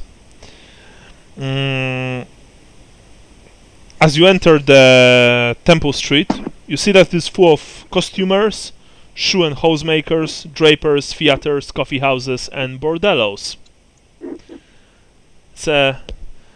You see that Leopold Fowlebrand just has this wide, shit-eating grin as he travels the streets. Ah, I really like this place. Actually, had my cherry popped here, you know? Fascinating. Yeah. No, I don't know. Her name was Arletta. Let me tell you. She had a pair of... She gave you the pox. Nah, she had a pair of lips that you could kill for. Oh yeah. The upper lips were very nice too. Anyway, excuse me, father. He looks at you, Renter. I forgot myself. But from what I've heard, you Sigmarite priests can, you know... well, you can, like... dip your peckers, Quill, in an ink pot, so to speak, right? I don't prefer the company of others in my cave by the coast.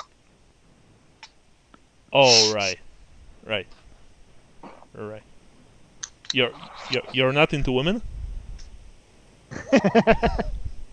I'm a priest. Yeah, I know. But, I mean, you know that father had this priest friend. He was a Sigmarite lay priest, and he had a wife, actually. He was a very nice man, honestly. Later, he traveled north. I sometimes wonder if he still lives, especially after the incursion. Anyway, I'm gonna pull back my my robe by my collarbone and show him the scars from where I like flogged myself. he you know, he has this look of unpleasant, like, revelation on his face. It's not disgust because he respects you, but you know, he's like, oh, all right. Anyway, I didn't want. He's in some freaky shit. I didn't want. I'm sorry. I'm sorry. I didn't want to offend you. Just you know, I was wondering. Yeah. I'll go. what's the line from 50 Shades of Grey? I have some very very peculiar I don't know. hobbies or something like that. I successfully avoided all that shit. Anyway, what about you, Dieter? You mages can have, like, families, right? I suppose some can. What, you can't? I live out in the woods, bro. Excellent. One lives in a cave, the other lives in the woods. Not a lot of women running around in the woods, if you know what I mean. Yeah, I know. At least you have the house in the trees. That's something. Little moss in there. Raccoons, squirrels, deer. Yeah, the moose. I have this rabbit fur I carry in my pocket. Oh. All right. It's really soft. Yeah. Oh, it reminds me. There's this. You guys heard this joke about the small boy and his cat? Don't think so. Maybe? Yeah. You know, when I've moved to Altdorf, my friends told me that essentially there was a family, yeah, and they have a single kid, a boy. And one day his mother comes to his room and sees that the boy is all scratched up. And he was always a very proper child. He never, went out to play with other kids in the dirt, stuff like that, So she asks him, "Where are those scratches from?" The boy says, "Oh, don't worry, mother. It's I fell on the floor." She's like, "All right." So next day she comes to his room and sees that he has more scratches on him, and she now begins to grow concerned for her son, and she asks him, where are those scratches from? And he says, "Oh, don't worry, mother. I fell on the bed." On the bed frame. And so the third day she comes to his room and she sees that he is completely covered in scratches. And so she asks him, "My son, where are those scratches from?" "Oh, shut up, mother. The cat is mine and I'm going to fuck him whenever I want." Yeah, that's that actually reminded me of the rabbit tale that you've told. Yes. Except my rabbit's skinned. You're disgusting. Come on, let's find this Roush boy, a man, whatever the fuck he is. And with that, you finally found Roush's shop. You see that Roush's shop has glass windows, which immediately tells you that he's a rich man, displaying better quality merchandise and dressmakers' dummies and wig stands on the street displaying cheaper items. A sign over the door shows the masks of comedy and tragedy and the words "Roush, Costumer." You see that the door to Roush's shop is open, naturally, which means that he, that the business is on. Who enters the shop? I would assume the same three: Renthar, Dieter, and Leopold. All right. Lucas and Vincent, you stay outside. This street is a bit. This street is a bit wider than the one on which Cole's workshop was placed. But even so, the amount of people, mainly students and academics here, as well as ruffians and young nerd-wells, is considerable. Dieter, Renthar, and Leopold, you enter the place. You see that no one is here. The shop is empty. After a few seconds, you begin to hear moans from a back room. Leopold is he immediately drew his sword. Shing! And he, with a sign, he points two fingers to the eyes, and then he points towards the entrance. Dieter will walk up to it's a closed door? Leading to the back room? Yeah. No, there's a big piece of cloth. Oh, okay. So Dieter will try to signal that he's going to go and pull the cloth open and for the guys to get ready. All right. Hammers out. Hammers out. Hammers out for Sigmar. Dieter, you approach the cloth. You pull it back. Leopold rushes inside.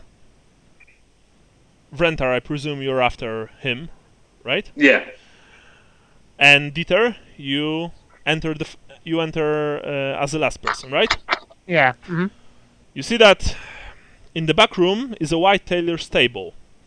Bolts of cloth and sizing dummies and scissors, needles and thread, and all the other tools of the tailor's trade are neatly stored around the room. Richard Rausch lies spread-eagled on the table, his legs tied down and his hands nailed to the table through the palms with pinking shears. His shirt has been ripped open and his chest is horribly mutilated. All of you roll willpower. Damn it. Right, nice. Zoinks. Come on. Yay. You've managed to hold your nerves, but you've heard Leopold curse under his breath, and all of you paled at the sight because it's not like his chest is slashed. Someone pulled out some of his ribs. This is the fact that this man is still alive is both a miracle and a curse, because you can see that he's like. He looks at you in semi-conscious fear. Please no! Will you torment me further? I have already told you all I know. But then he looks at you clearly. You're not them.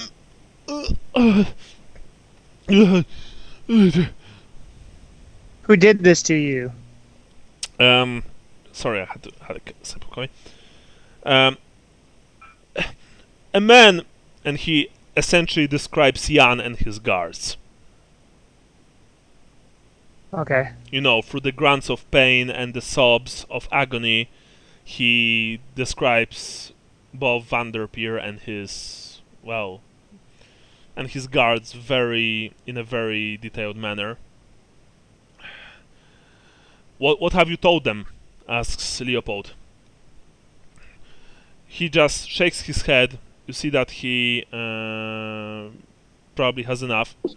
Please, kill me, end the pain. We need to find these ruffians and deliver Sigmar's vengeance to them. He looks at you with, sharp eyes, and then he nods. I nod to Dieter. That was impressive. I will tell you, for I believe I have betrayed a good man to him. He talks about Jan, of course. And would make amends. But please, first, fetch me a bottle of brandy. It's under my counter. I can't stand the pain. Leopold just ran outside. He came back with a bottle of brandy, uncorked it, took a swig himself, and then gave it to the man. Ricard gulped down a few mouthfuls, and the strong alcohol helps subside the pain enough for him to become a bit more lucid, but you see that his eyes shine and a sheen of sweat paints his brow. I never knew who the vengeance of Sigmar was, but when I heard descriptions of his mask, I was certain it was one of mine. It made me proud. I thought perhaps he might be an actor or a noble, for many of my customers are of those classes, but I didn't care to pry. The less one knows, the less one can tell, yes? But when this demon, this torturer, mentioned a man with a scar on his forehead, I remembered a lay brother who used to pass the shop, a pitiful figure, tall and painfully thin, with a horrible scar as if from a burn on his forehead. He would stop and look at my masks every day. Every day! Then he stopped passing by. This was a year ago, perhaps. Around that same time, someone stole one of my masks from the heads outside. I never put the two together until the torturer forced them out of me. Curse him! What was his name? Asks Leopold. His name? I don't know his name, but he was a Sigmarat lay brother by his clothes, from the temple. Now please, I can't stand it no more. Kill me quickly. I have done what I can to repent for my cowardice. I would end this pain. Vrentar, I'm just looking to see real quick if this is against any of my strictures. No, you actually don't have to roll. You know that granting Sigmar's mercy to a man in agony is completely normal, actually. Okay. I say, Dieter will do it. He already mercy killed one guy. He'll do it again. Yeah, if any of you have medicine, you can roll, by the way. Nope. I think you have. I have Brian. healing. Yeah, that's enough. Plus 30 you have for this test. You know that there's no way that you'll be able to help this man, and that even magical healing would probably not work in this case. This man is done for, and it will probably take him from, if you leave him, it will take him from 1 to maybe 5 days of agony, of complete, utter agony to die. I asked if he has any prayers he wants to say. I've made my peace with Sigmar. I've told you all I know. If you'll be able to track down this monster and help this good man, who I believe is vengeance of Sigmar, then at least I'll go to Heldenhammer, knowing that I've done something right. Please, end this pain. Please. I don't want to use my hammers because that's just crazy. Leopold just handed you his sword. Okay, I have a crude fishing knife too, but we'll use the sword. Yeah. Yeah. I'm gonna turn his head to the side, try and figure the quickest way to do it, and then do it. All right. You just with a single strike to the heart, you end this man's misery. He gurgled, shuddered. He lay still. Crap. Leopold. Make the sign of the hammer. Yeah, you see that Leopold took out a single brass coin and put it in his mouth. May Runout protect you. Yes. He has returned to the bosom of the earth with Tal. Yes. Well, the temple is some distance from here. If we fast, then it will take us less than an hour to reach it. Come on. Looks like we need to go. If the watch finds us here, they'll hang us. Let's move. And he takes his sword from you. Vrentar, wipes it and then just leaves. The half-finished bottle of brandy stands right next to Ricard Rausch's corpse. The bottleneck bloody. You emerge. You see that Vincent and Lucas are still there, although they are not looking good. It's like with every passing hour they look worse. Lucas, for a split second when you saw Dieter emerging from inside the shop, you thought that you saw a man in a black armor. But then you've no, it's not him. It's Dieter.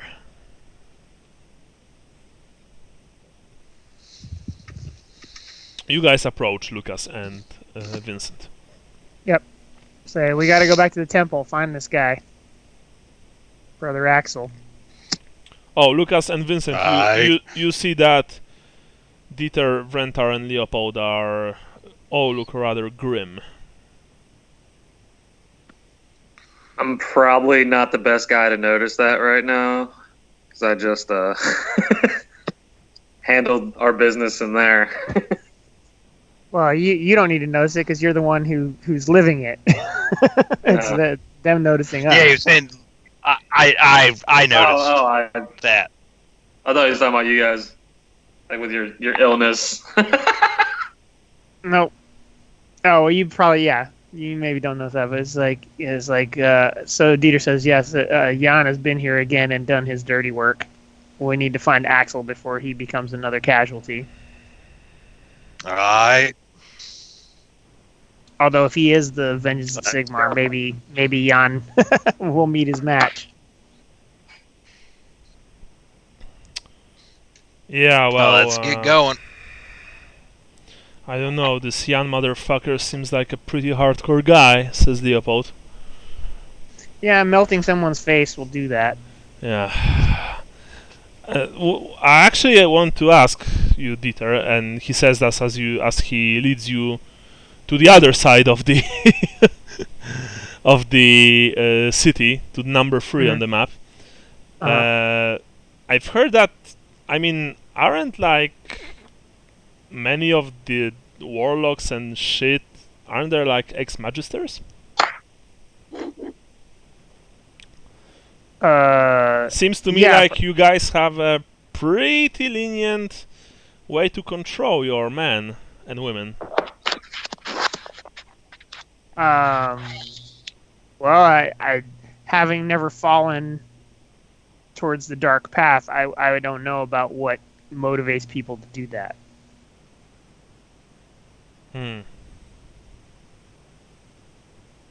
That was just, I was just asking, I don't know about the other colleges. The Amber College is very loose and reclusive. We don't see each other a lot. You walk a very a dubious line, wizard, but you seem to recognize Sigmar's glory. Yeah. Yes, we only follow the light of magic, not the darkness. Yeah. So, out of curiosity, because there are also like you're dressed in browns, but there are also those guys who dress in greens. So you're shagging animals, they're shagging trees, right? Probably. Right. Just I'm just curious. No, doesn't matter. Mm-hmm. Yeah. Come on, there's the bridge. We'll once again avoid paying the fee. Mm-hmm. Yes. Not to mention the unwashed masses. He says as he's leading you over a very narrow, very unsafe, bridge made from dozens of nailed together wooden planks, which really is just, as you are walking, over it to the other side, you think that this is insane. Even if even a single one of these planks gave way, it would end in a tragedy. That said, you've managed to first reach one small island, then the second small island, and then third small island, and then finally you're on the other side of the Reich. You're taking the main road right towards the Temple of Sigmar. Eventually, you reach it. The Temple of Sigmar, you see, is a huge complex of buildings. It's a home and workplace to numerous priests and lay personnel. There are thousands of people visit this place every day. Every day, they visit it. They come here to pray, to leave donations, to ask for their loved ones and for the loved ones' well-being as well as themselves. It's a magnificent structure. not far from it is the Emperor's Palace, an even bigger complex of buildings, where the Emperor Karl resides. And as you thought about it, you've heard. Karl Franz. Yeah, you've heard someone from the from the multitude of people shouting for Karl Franz. Call friends. Karl Franz. Hey, Renthar, maybe you might have a little bit more freedom of movement, or people wouldn't question you asking about a lay brother around the temple, since you're a priest of Sigmar.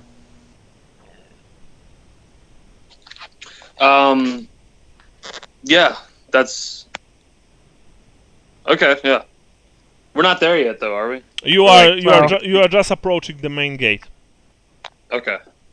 Outside, of course, there are numerous temple guards.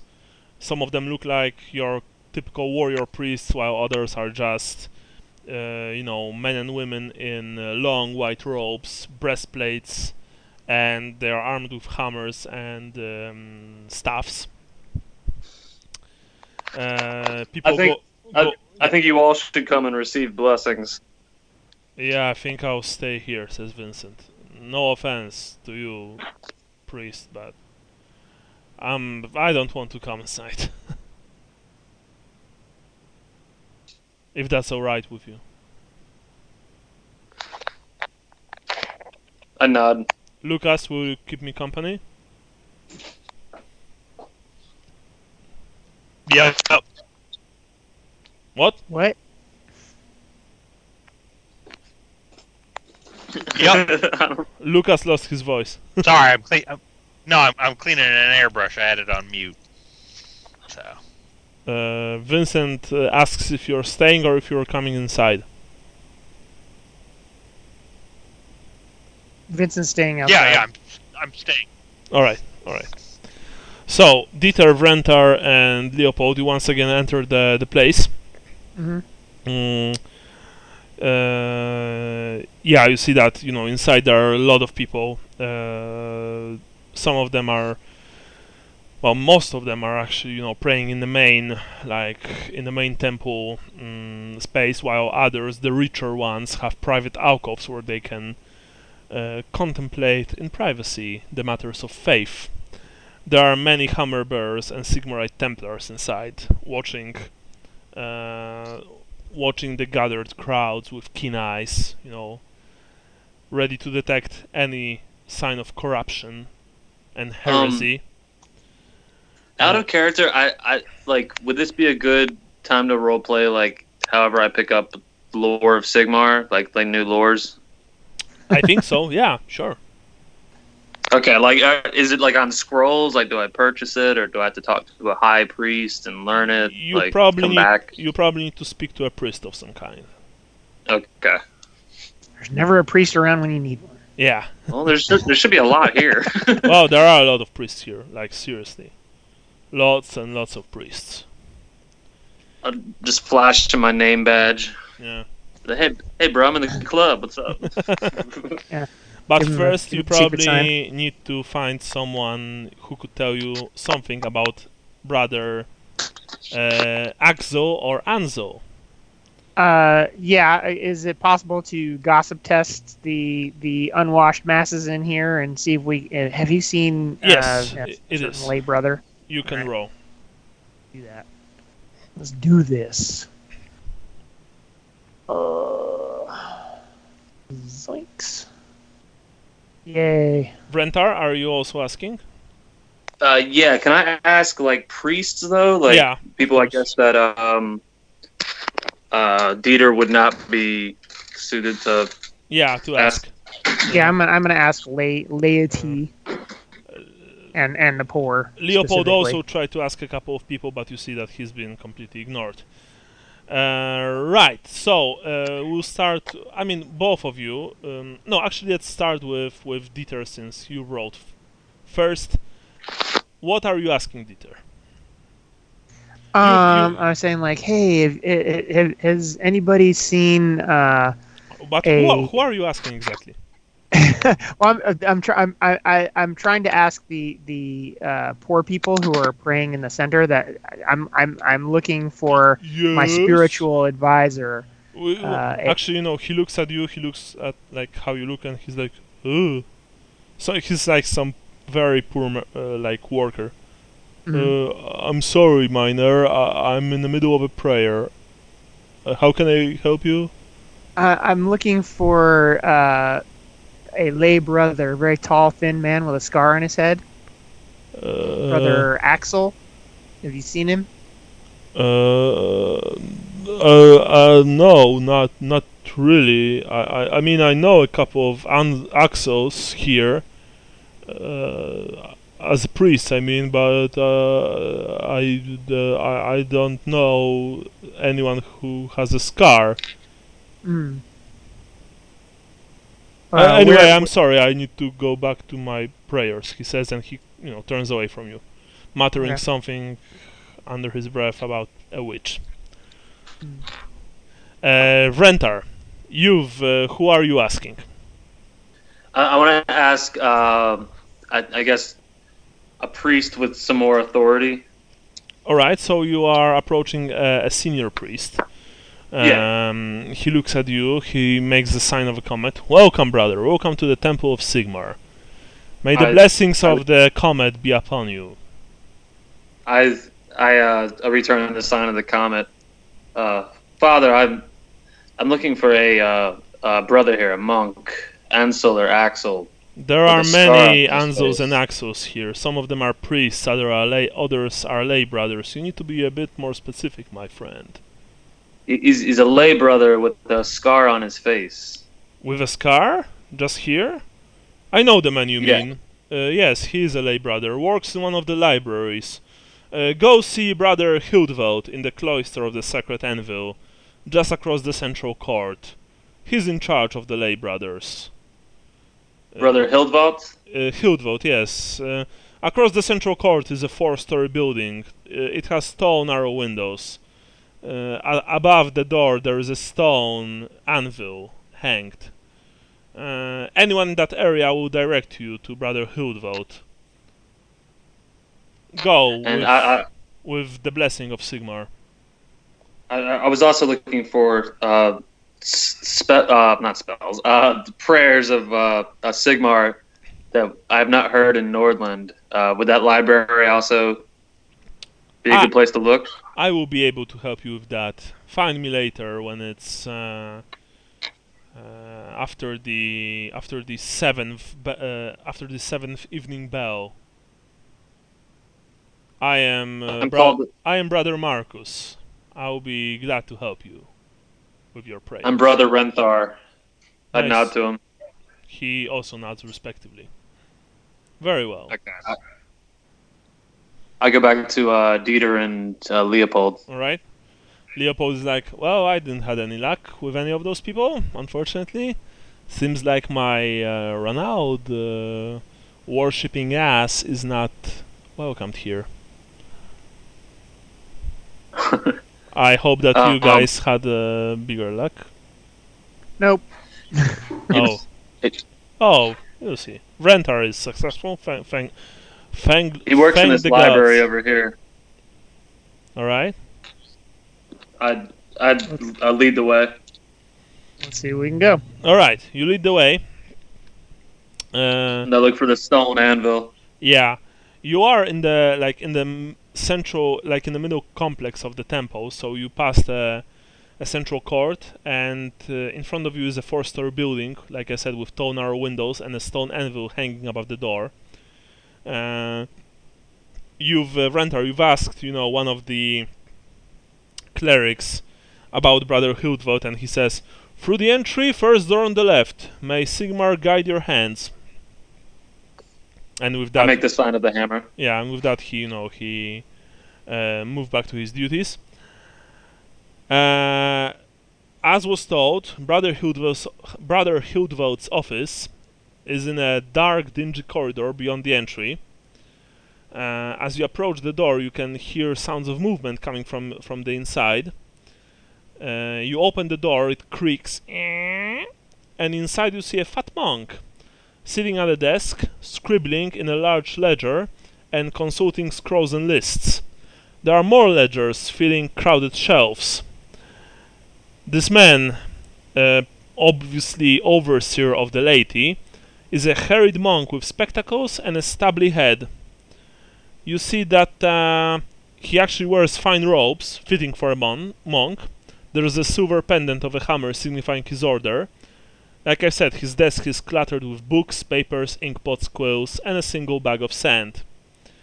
He's very heavy set. To each of you, he reminds you of essentially a career bureaucrat.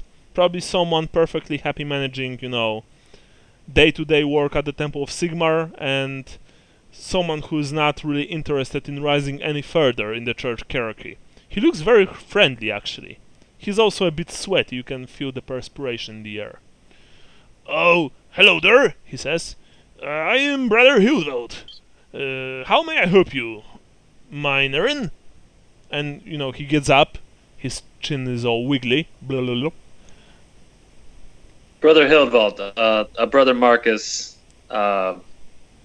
said I could find you here. Oh, Looking for did he? I'm looking for a Brother Axel with the scar. Brother Axel, you need the scar. Yes. And he glares at you suspiciously. "Who are you then? More witch hunters? You don't look it." I'm not. He looks also at you, Dieter, and he looks at Leopold. He's suspicious.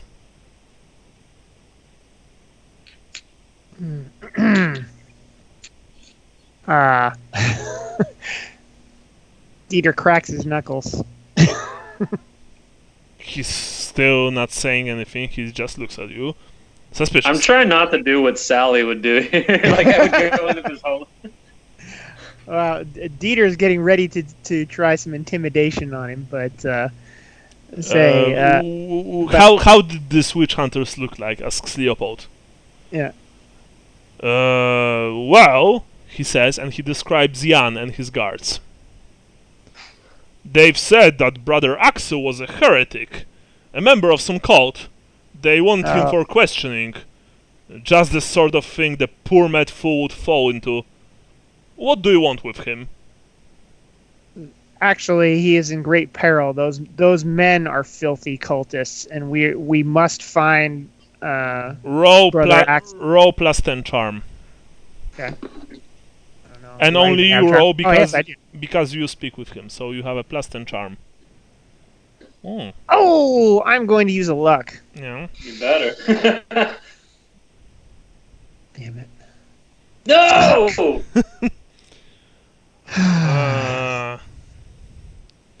Yes. I don't think I'm going to tell you anything.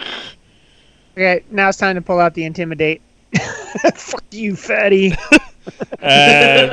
Vrentar, maybe it's good idea for you to speak to the man. I turn around and look at Dieter and kind of give him a stern look, like not to do that here. By the way, you know that if you're going to intimidate a priest of Sigmar in a temple of Sigmar, you probably won't even walk out of here alive. Yeah.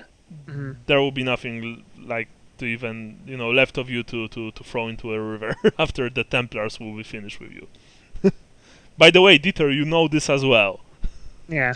So just like, I don't want to lie to the guy, so I just want to clarify out of character real quick.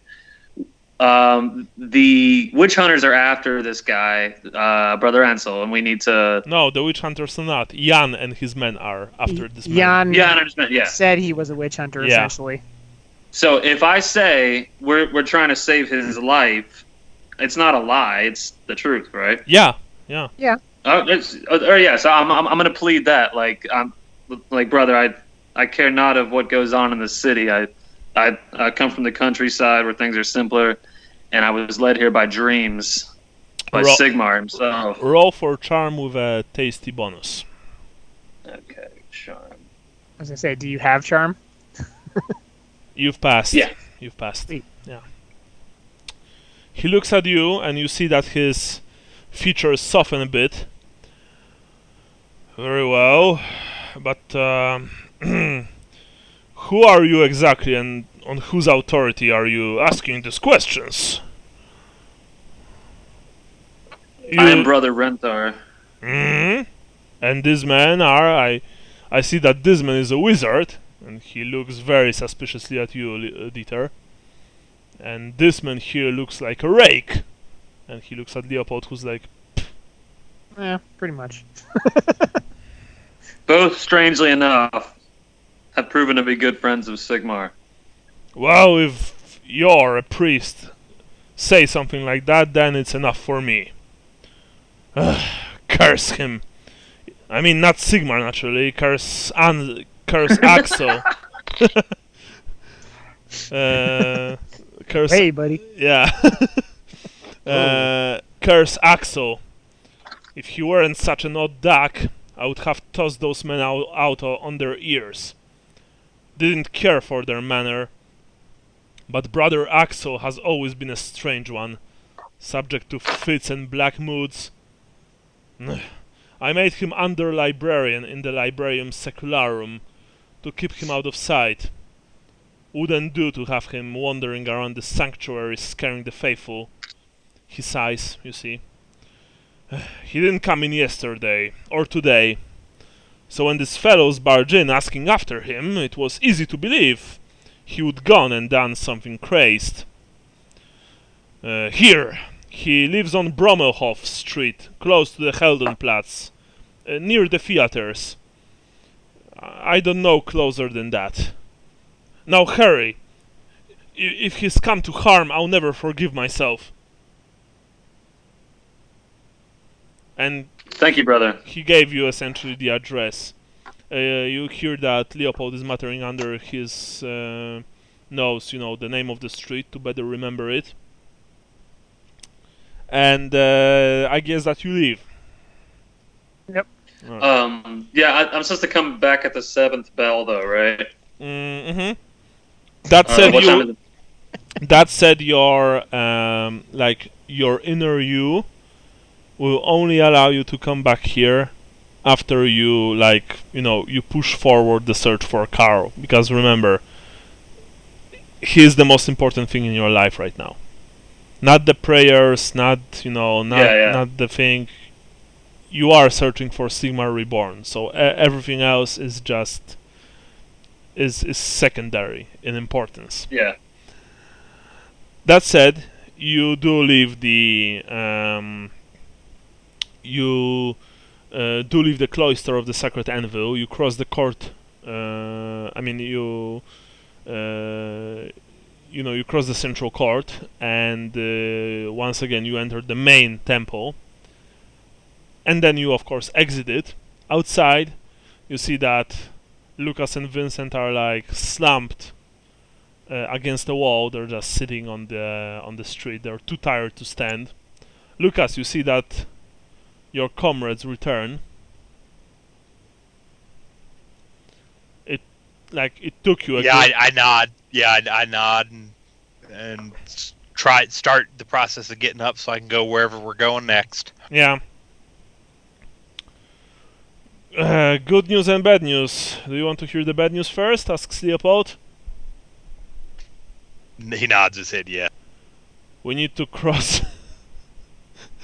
we need to cross the river once again.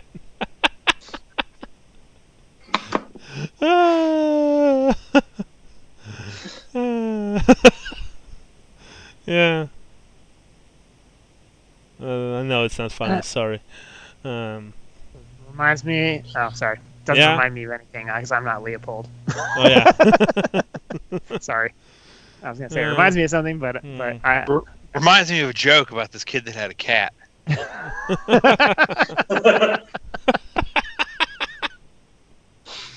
But good news, boys. We are traveling to the lower class area. So I suggest that you keep hold of your purses and have your weapons at the ready. This is a rough neighborhood, just so you know. Very rough, in fact. Well, the great news is I don't have much to steal.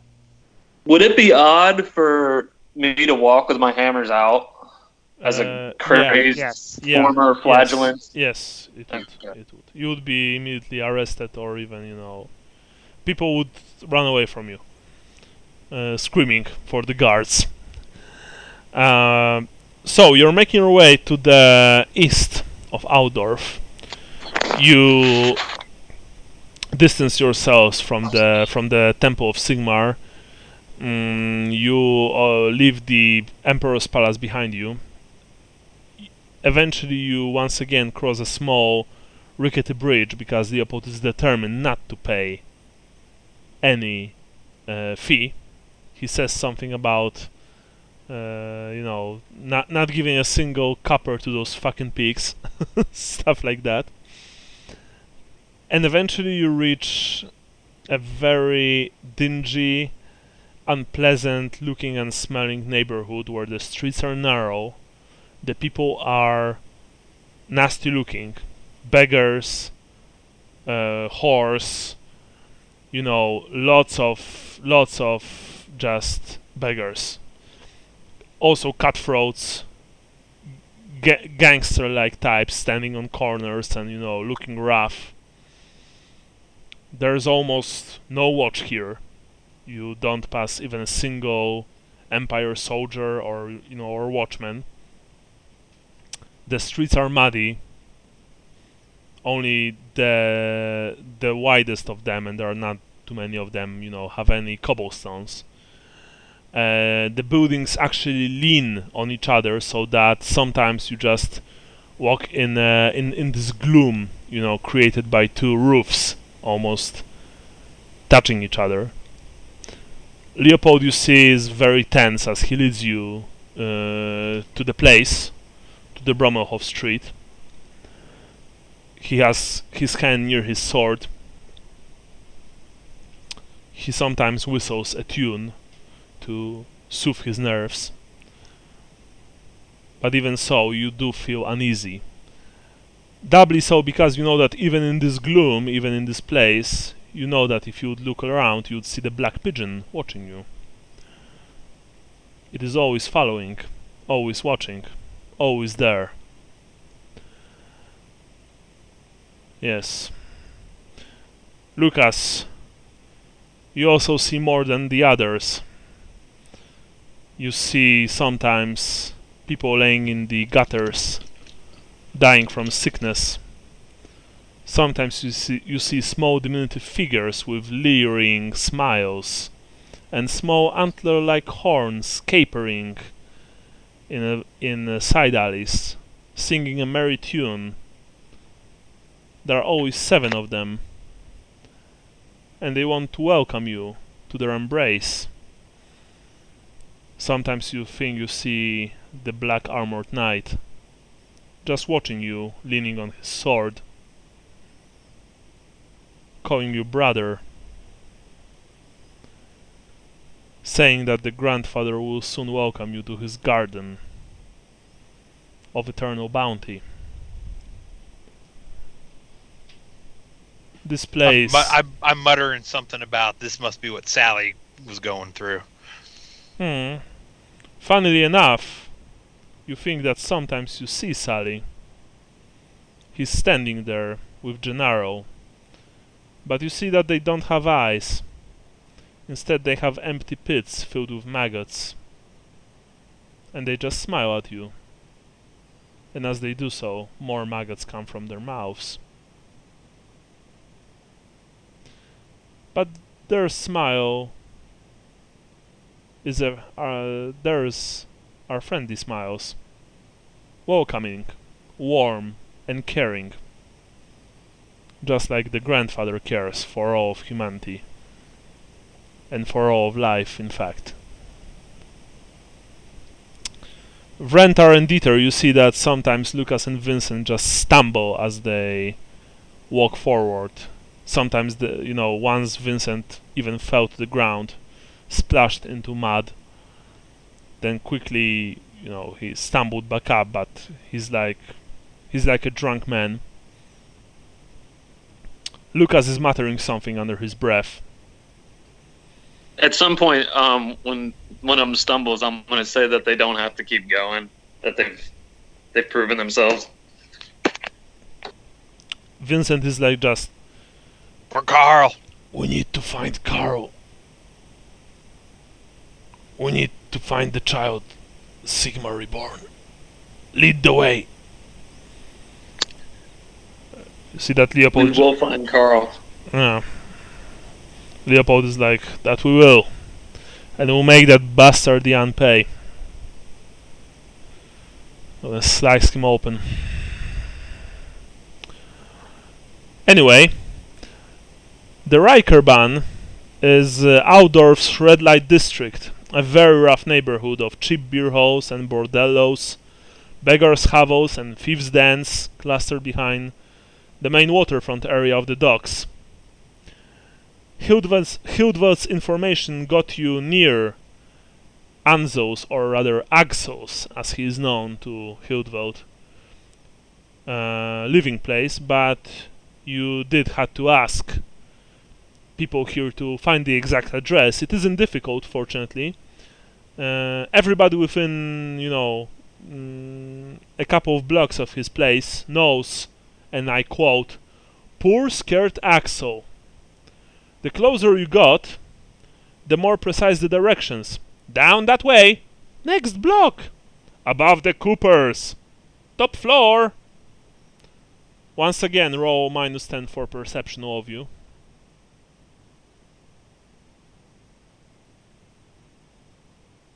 No.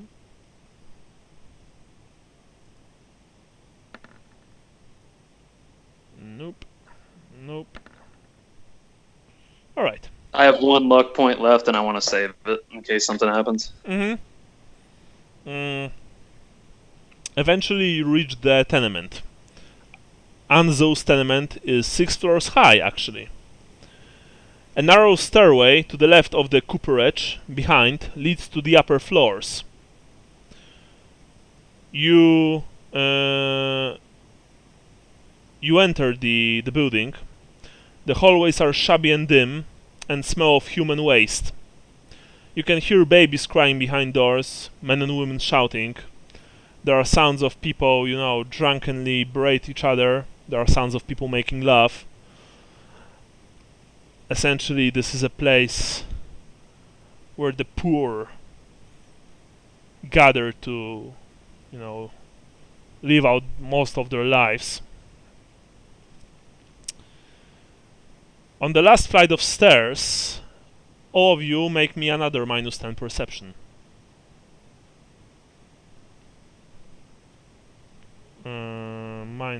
Okay. I think you've passed even with -25, Lucas, right? Yeah, you've passed even with -25. Yeah, well, and I accidentally hit it a second time and passed the second time as well. Yeah. So there are my 2 passes for the day, and Yeah. great. Had to accidentally use it on the same thing. Lucas, Dieter. No, actually, Dieter failed. So Lucas and Leopold. Well, actually, only Lucas.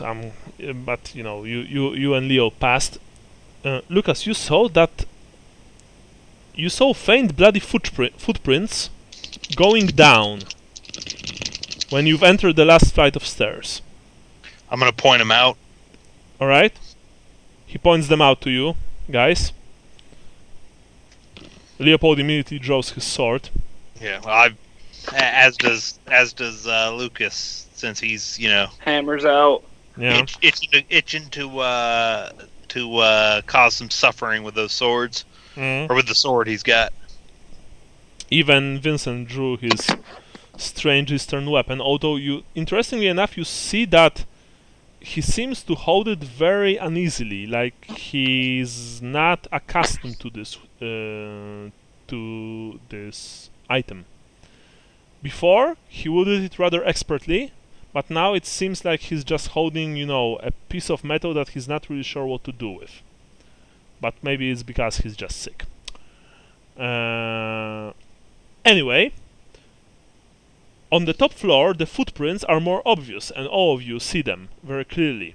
You also see that the blood is still wet. Halfway down the corridor, a door is open. The bloody footprints come from there. You approach the door. You listen, but all you hear are the usual tenement sounds.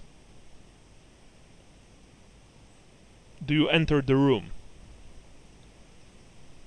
Hell yeah. Okay, guys. Lucas is ready to cause some suffering. Right. Just a quick question, because I really need to go. Take a take a pee and drink something. I'm only going to pour myself some water, so it will be just a minute. How much time do we have left? I just want you guys to ask. I got about an hour. Okay. What about the rest of you? The rest of you. Apparently, I'm the only one left. Yeah. Sean. Okay. Oh, I'm sorry. I've been on mute this whole time. I've been saying some cool shit.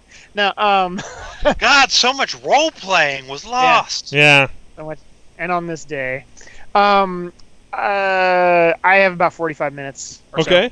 So left. What about you, Brian? Maybe he's on mute too. Brian. Yeah, I'm fine for like up to an hour, I guess. Okay, so we will still have like 45 minutes of playing. And okay, like I said, quickly go to the loo, and I'll be back in like a minute. So Sounds good. yeah, cool. You think it's worth casting spells and prayers before we enter the room? I'm fairly confident if it's wet blood, we're gonna fight something. Actually, I'm fairly confident that we're not going to fight something. I'm fairly confident that at best, there's going to be like one dude there still, and the showdown with Jan isn't going to be here. I don't know. I could cast like Armor of Righteousness or buff my hammers or something. I just don't know if it's worth it. There's one spell I want to get called Vanquish that everybody on my side fighting gets an extra attack. But it's like I think a level 16 spell. That means nothing to me. Level 16 spell?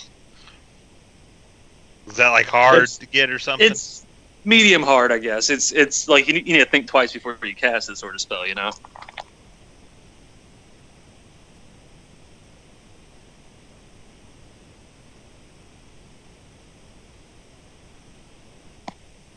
What are you playing next? What? What character are you playing next? Oh, it's dwarf. Like what kind? Currently, he's well, he started off as like a prospector and has careered up through to merchant. Okay. Does he have like bodyguards and shit, or No, combat wise? no. What's his superpower, so to speak? He hadn't been given one. He hadn't been given a special item yet. Well, no, I mean, is he sneaky, or is he like good at talking, or? Oh no, I mean he's just a dwarf. Uh-oh. The grim, dark world of perilous adventure. Yeah, I was gonna make a Slayer.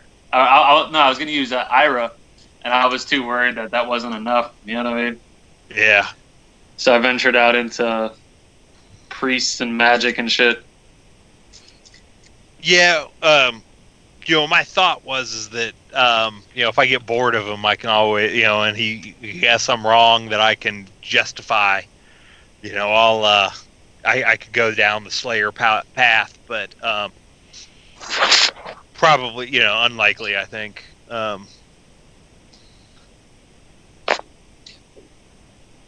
I think if this character if my priest dies, I'm just gonna play a guy next time. You know what I mean? Yeah. Like a targeteer or something. You know, just something fun that might not last long, but it'll be cool to play.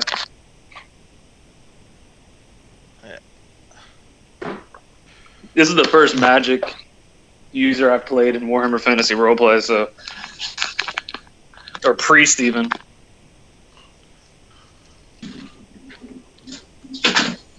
Like combat and everything is completely different.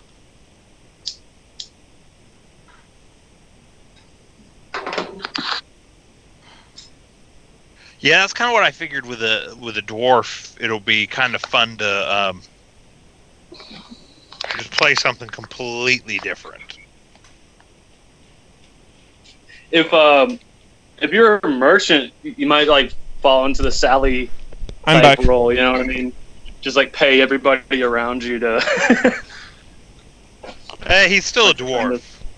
Yeah, but if he's got money, money talks. You know. Yeah, I'm here. Who's still a dwarf? I don't know. My next character. Oh, He was saying he might fall into the kind of like the Sally mentality for combat and stuff. And I was like, he's still a dwarf. Yeah. dwarves are good fighters. But I was saying like he's a merchant, so he could like buy help Oh, when yeah, necessary. You know what I mean? that's true. That's true. Gennaro 2-0. That was Sally's whole thing. Yeah. Yeah. Alright. You enter Anzo's tiny room. It is as spare as a monk's quarters. There is a cot, a small table, a stool, and a trunk. They are all smashed. A loose plank, once hidden under the bed, has been pulled up, revealing a small hiding place now empty. The contents are strewn across the floor. Patched black clothes, a black cloak, black leather mask, white black hat, daggers, a sword, 8 cloth-bound journals strapped together with a belt, and a small pouch full of cheap twin-tailed comet badges, nails, and a hammer. Anzo lies curled in a pool of his own blood, moaning softly. He is naked and horribly mutilated all across his body. He is also mutated. Feathery, diagonal gills under each arm open and close as he breathes, making a doggish, snuffling sound. He is barely alive, mumbling half-coherent prayers under his breath. Sigmar, forgive this flawed vessel. Do not let him die wearing these marks of shame. You are all standing inside. You are all seeing this.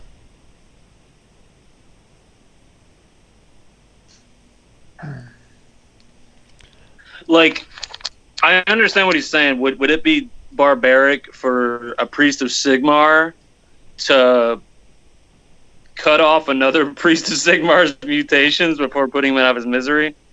When someone is a mutant, he is no longer faithful of Sigmar. It's a very strict theology in this case. Right, yeah. Mutants Okay. are, even, for example, if a Grand Theogenist would mutate, he would be considered an abomination, and according to the lore, he would not enter Sigmar's afterlife, even if he would, spend his entire life as a pious man. Like, this is like some extreme, extremely strict dogma. Sigmarites are the most anti-mutant faction in the whole world. Together with Ulricans, basically. Is there a fireplace in here? No.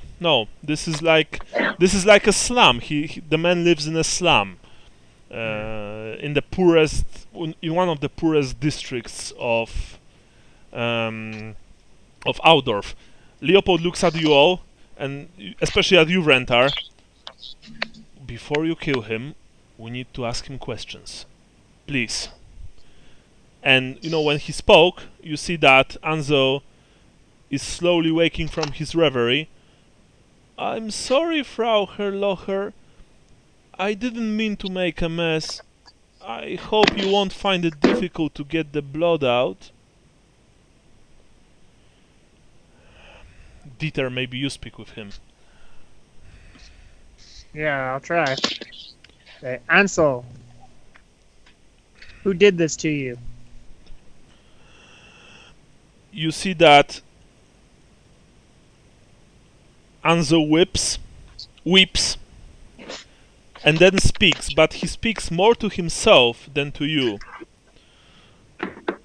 Shouldn't have come back after I hid it, but I decided I would take my hunting clothes after all. Waiting for me. I tried not to tell him, but the pain was too much. He knows where I left the necklace. He knows the incantation.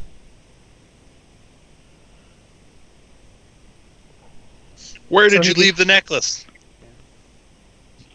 You see that the Anzo is confused, but then he smiles and shakes his head.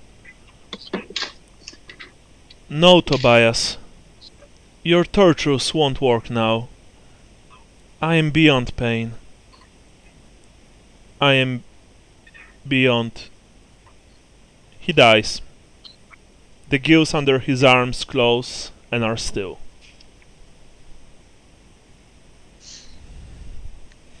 Tobias. So Jan's name is really Tobias then. Lucas, you seem to remember that someone long before mentioned this name, Tobias. It seems that Jan van der Puur is in fact someone called Tobias.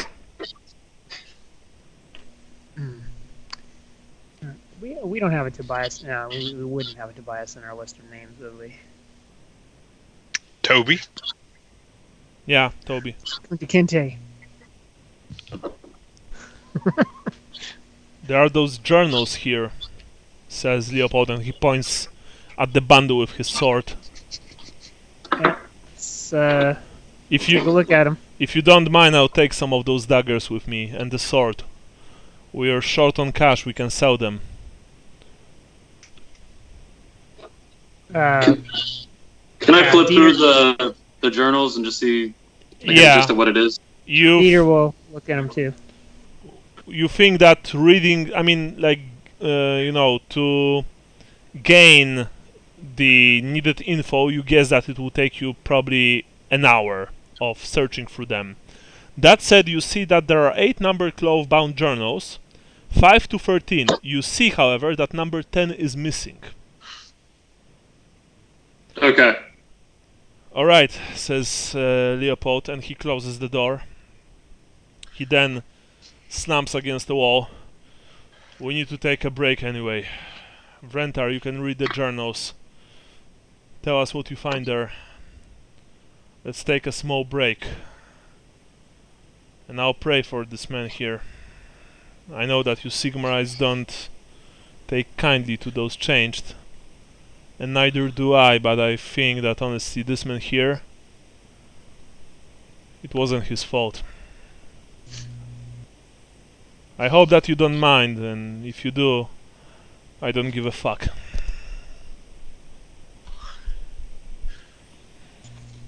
And then you see that he took out the small, like, crossed fingers pendant, and he began to mutter something under his breath. Vincent also slumped on the ground. He's just too tired. Lucas, you're also on your last legs. Yeah. Dieter and Vrentar, you are both, like, you're tired. You would be able to go on, but remember, it's practically, I mean, it's evening right now. So, you need to rest. Are you checking out the journals? Journals? Yeah. Yeah. All right.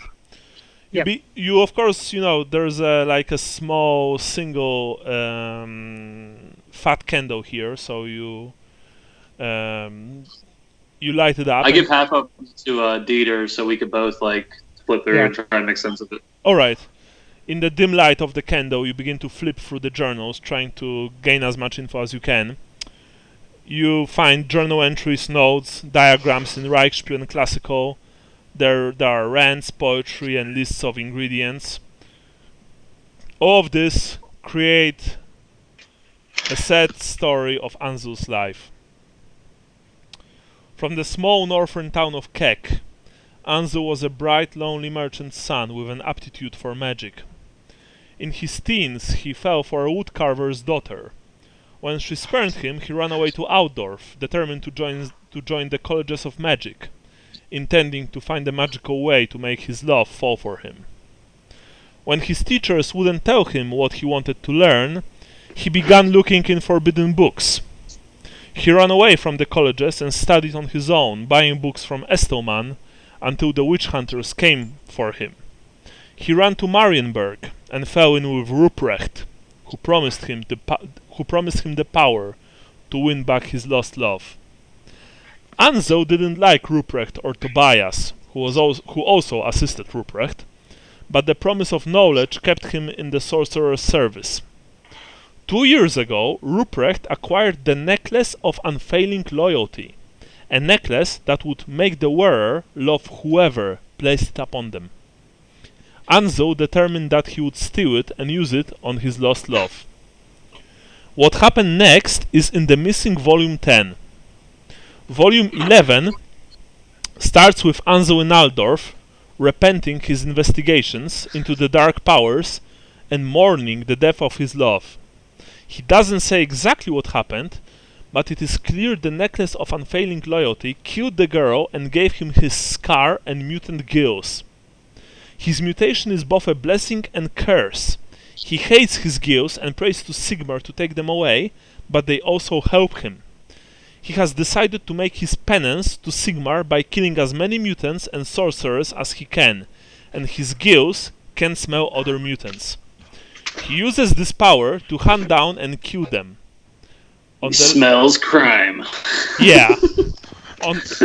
On the last page of the journal is a final passage, and now I'm going to read you this. I'm sorry for the exposition dump, No, but it's okay. it's necessary. I'm going to also upload this thing into the handout section, but first I'm going to read it to you because it's written in this font that's rather hard to discern. Anyway, this is the last passage I would like to remind you of the journal of Ansel Vorman. They are coming. My gears are filled with Tobias Rick. Ruprecht wants the chain for the boy, so only he will be able to control him. And if he succeeds, can his conquest of the Empire be far behind? I must hide my old notes, or he will discover its location. But where? Where can I place them beyond his reach? If only I had the courage to burn them, but I cannot allow myself to forget my transgressions. I must read them constantly to know the evil of my former self. Perhaps I could tell the Temple of Tobias coming. No, not until Sigmar sees fit to cure me of these abominable transformations. The risk of exposure is too great, and my work is not yet done. Blessed Lord Sigmar, have I not slain 100 tainted in your name? Can you still withhold your mercy? Ah, I have it! Prayers have inspired me. I know the very place. Ruprecht's minions would not dare search there. And it is signed Helmgard's First Blood. Now I'm going to upload. It's called Wait, wasn't he the guy at the Wait, was that the guy at the temple? No, it was Hildveld. Okay.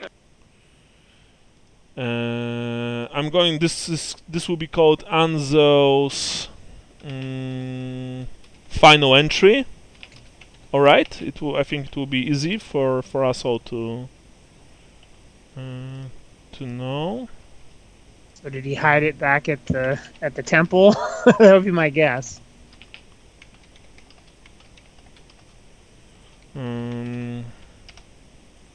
Essentially, it took you an hour to discover all of this.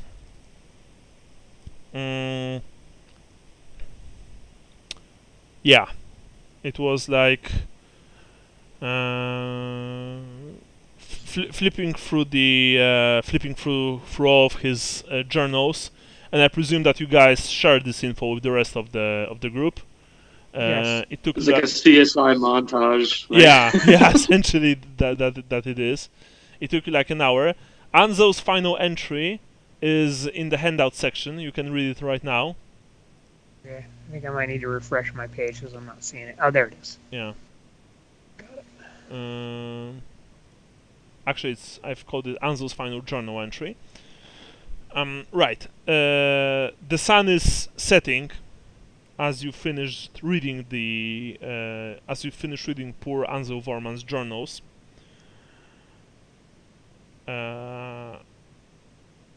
You actually know that Jan, or Tobias rather, probably left his apartment not, long before you've arrived. Right. So with some luck, especially you, Lucas, you think that you might be able to track him. That said, it is of course, it's like, it's not obvious. It's not, you're not too sure if you'd be able to do this. But then again, what does Helmgard's first blood means? It's a great movie. Actually, Leopold is like, I wanted a war. Helmgard's first blood? Well, actually, Tobias Helmgard wrote a famous book called Blood on the Rake. You guys ever read it? I can't think of another interpretation, but I don't know what first blood might mean. Is there a first Death edition on the right copy? with the page turner, but Or is it like his first book he wrote? Maybe. I don't know. Well, the question. Well, Yeah. I bet there's a first edition copy somewhere with it. Maybe that's it. Maybe that's the first edition. But the thing is where that might be, where he could have hidden it. I mean, Well, wouldn't that be back at the library? All right, and so he wrote this down to remind him where. But you mean the library in the temple? Yeah. Well, that would be where the cultists would never look. All right.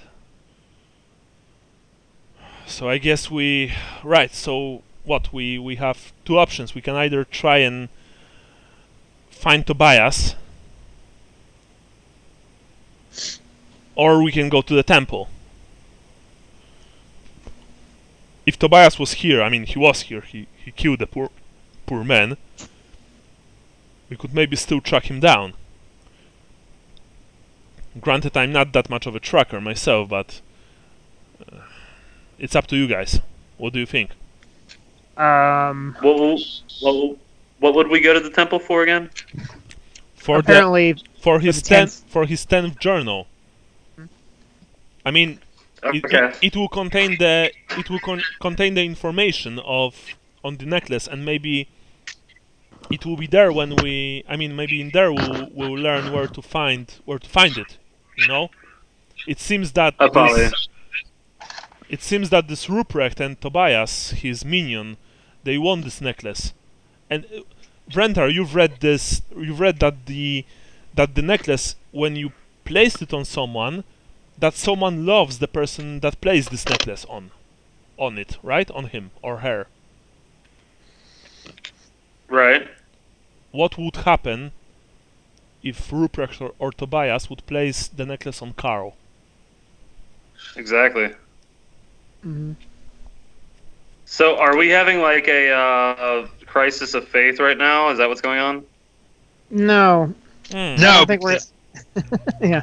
Yeah, nobody's put it on him yet, so we're not like questioning ourselves.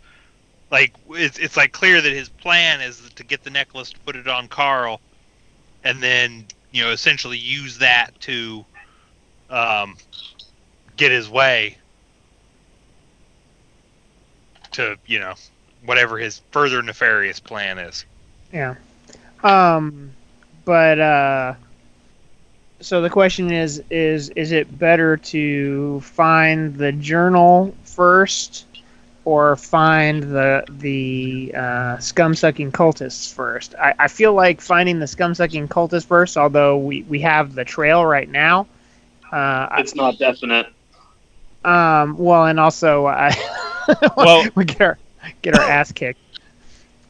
Well, I had to go back to the temple anyway. I mean that.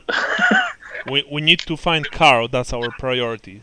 Says Right, Oh, but yeah, I you're right. I feel like we would have a better shot at drawing out Jan and then therefore being able to find Karl if we had the thing he's looking for. But that's Right. that's the thing. Jan tortured Ansel. Ansel told him everything about the necklace. Jan doesn't need the journal. We need the journal to find the necklace and to know where Jan and Karl and perhaps this Ruprecht fellow are going. Without it, we're in the dark. That's true. So we either go to the temple and find the journal number 10, or we try to find that Tobias motherfucker. Well, I'm the tracker, and I am not in a very good shape right now. I do not know that I can track Jan in this. Yeah, This, that's the other thing. I So was we go gonna to say. all right. So Let's go to the temple. we go to the temple. Shit. I was thinking about the nearest gate from here is to the north.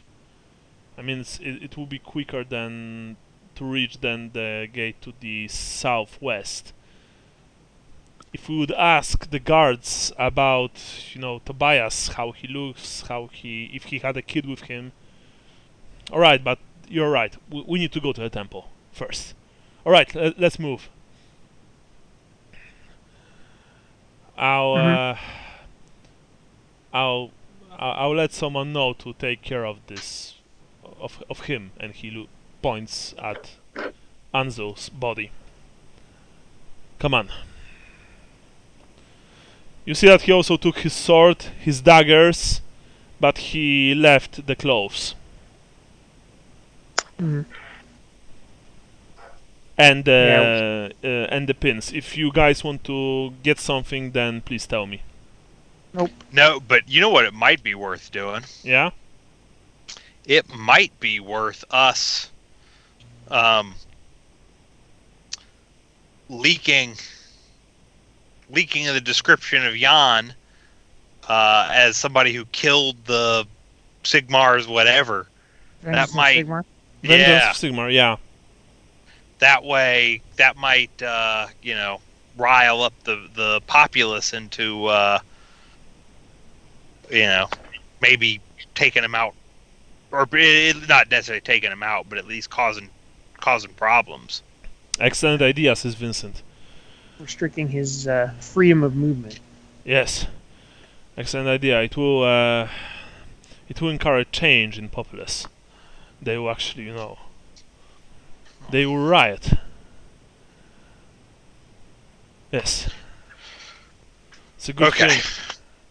Let's tell people as we leave that that's what we just heard. Yeah. Yeah, you're right. And you leave the place.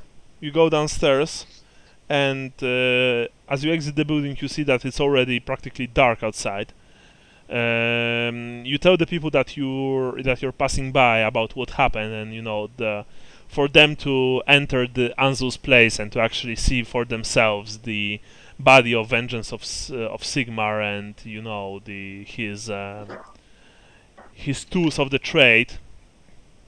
You see that Vincent actually he managed to conquer his disease long enough so that he is able to speak very fluently and very very strongly about what happened. You see that people are essentially listening to him. It's as if someone completely different speaks through his lips. Making sure that the people will listen. Mhm. It's like he's a master orator. You never knew that. He has it in him. Who knew, right? Yeah. Master debater. Yeah. Master the bridge. Nice. Anyway, as you when you reach the one of the bridges leading to the to the southern part of the city, you've left enough people behind you, just being angry at what happened to the vengeance and demanding justice, that you know that this night Altdorf streets will probably be full of justifiably angry and riled citizens of the capital of the empire, howling for blood and wanting revenge for the death of the hero, Vengeance of Sigmar. That was some good thinking, Andy. Very nice. Eventually, you reach the temple. It's rare that causing a riot is good thinking, but You see that Vincent is essentially like slapping you on the shoulder. He looks much healthier now. Very good thinking, Lucas. You're a true agent of change. Nice job. Funnily enough, when he spoke that, you almost thought that his voice is like not his voice, It's like, but perhaps it's because of all the phlegm that he has. Yeah, maybe flowing down his throat. So when and the strange thing in the light of of lamps and of torches, for a split second you almost thought that Vincent has this avian aspect about him. So when he asks what happened to his character, we can legitimately say, "Oh, you got possessed by Zench." I didn't say that. Anyway, you approach the temple, and you see that it's still open. Essentially, people are coming for the evening mass. There are quite few of them, in fact. Well, quite a lot of them, honestly. So you, who goes inside? Who stays behind? Oh, Vincent. By the way, Vincent says that I'll go with you. I'm actually feeling a lot better right now. It's I didn't want to come before, but I've changed my mind, you might say. What do you say, Vrentar, me old pal? Are you going to I look at him suspiciously, but I nod. Are you going to bless me in the name of Sigmar? I always respected Heldenhammer a lot,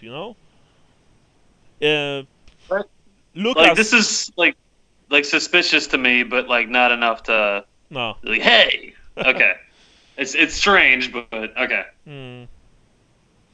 Lucas here might even tell you that when we were in Talheim, which by the way, we've saved from Skaven, I don't know if you guys know this, that I was actually, I was quite pious when it comes to worshipping Sigmar, but in the end, of course, I've chosen more.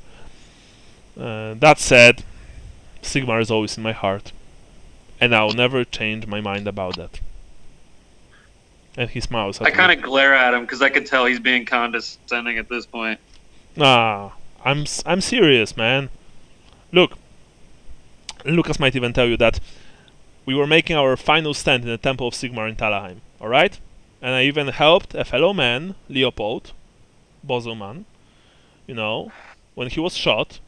I've helped him in the temple. We've made our way out of there. Alright? You're talking to a hero, my friend. Well, actually, heroes, because Lucas here is also a great man.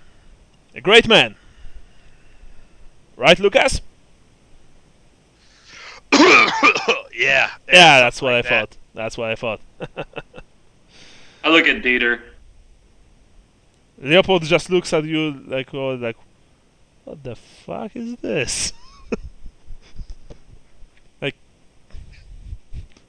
have you taken something, Vincent? Like, Dieter says, I think Vincent needs looking after, and we can't bring him inside. Why don't you stay out here and guard him? Nah, I'm going inside. You can stop me.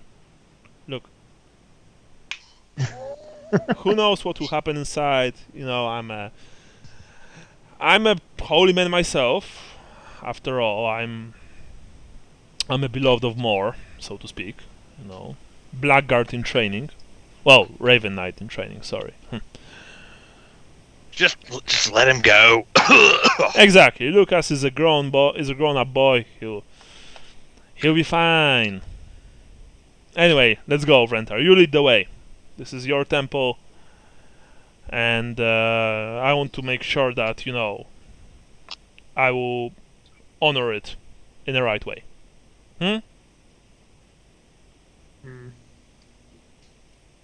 Leopold is like, look, we don't have time. This is a holy place, Vincent. Remember that. I know that. I've told you that. That I respect your god a lot. What do you want me to, like, I don't know, brand a comet on my chest? I can do that, if this will satisfy you. I start walking up the steps and I look at Dieter, like, confused. Okay. I don't really know this fucking guy. Leopold. Yeah. Leopold leans to you, Dieter. I saw like people who took drugs acted like that, you know, who took Crimson Shade especially. They're like, for an hour or two, they couldn't shut the fuck up, and they were deadly with a blade. But after that, after that hour passed, oh man, you had to like carry them because they weren't able to walk. Maybe he's a user, eh? I'm gonna whisper if he saw him take anything, or no, I didn't. We were on. He was practically dead an hour ago. Well, miracle perhaps. I mean, you know, there were tales of people who like, they were sick one day and next day they were able to essentially perform feats of strength that were impossible. Maybe Vincent really is blessed by more. Maybe it's his love of Karl. Oh yeah, yeah, exactly. I mean, truth be told, I am also very anxious to find our beloved Sigma reborn as soon as possible.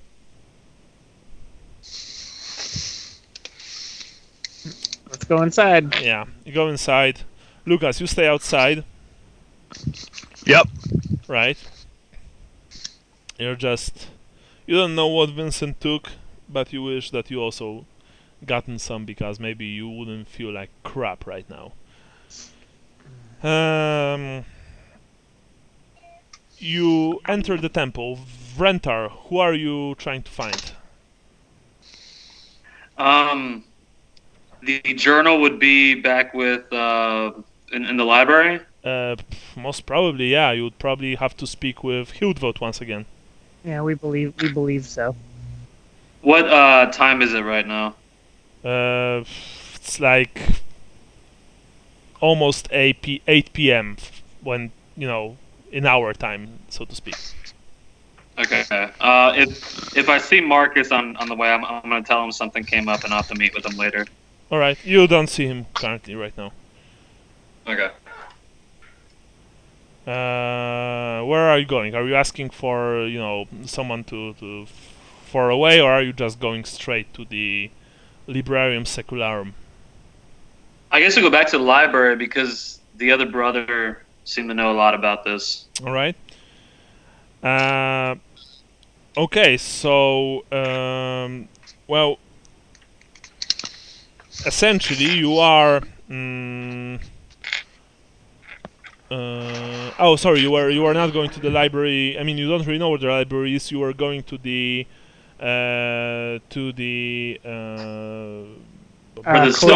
cloister of the Sacred Anvil. Yeah. Yeah. You once again walk into the courtyard. You know.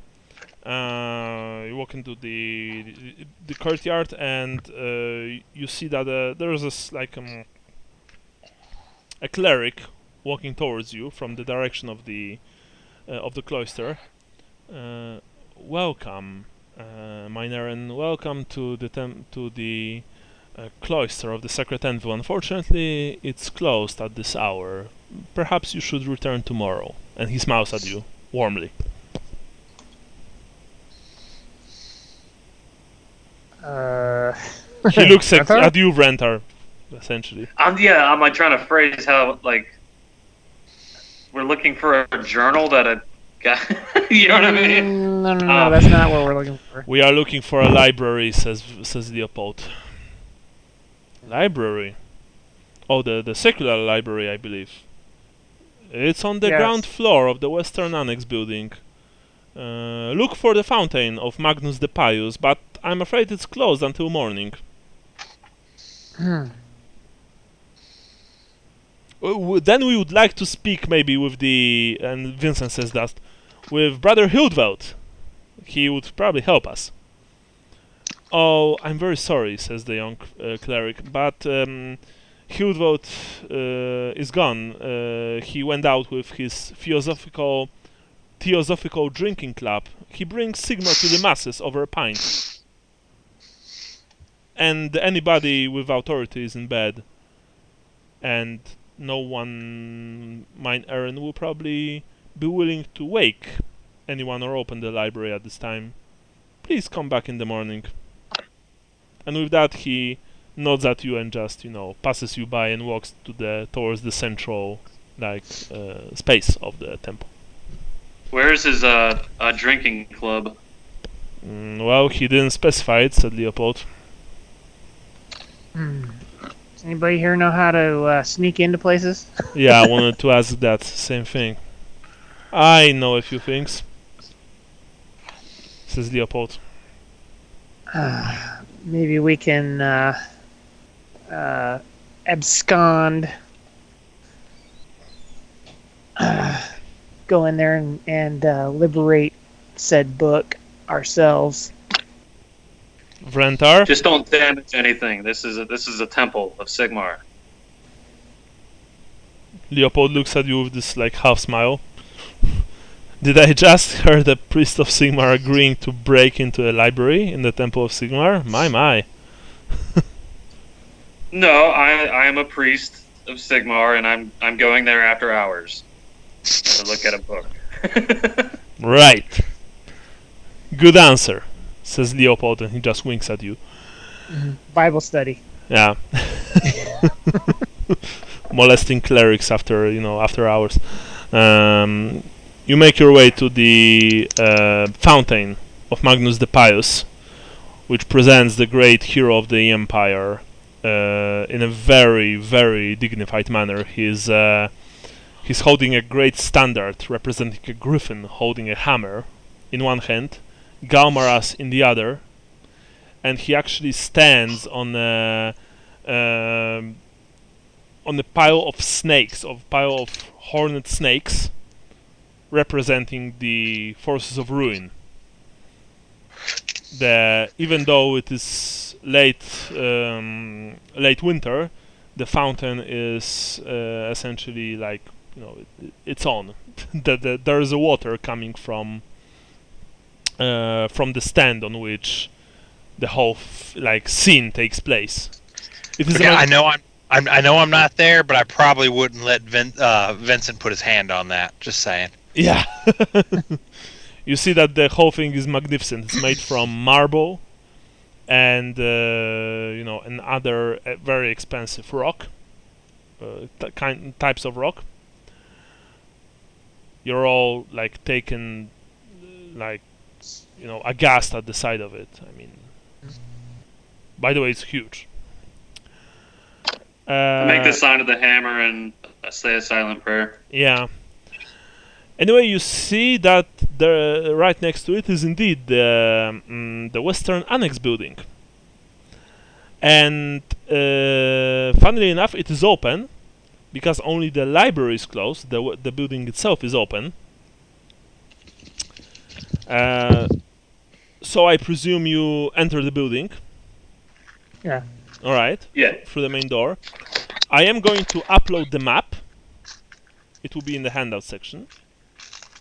Let me quick, so that you might all see. Mm, the handout will be called Librarium Secularum Imperium Map, and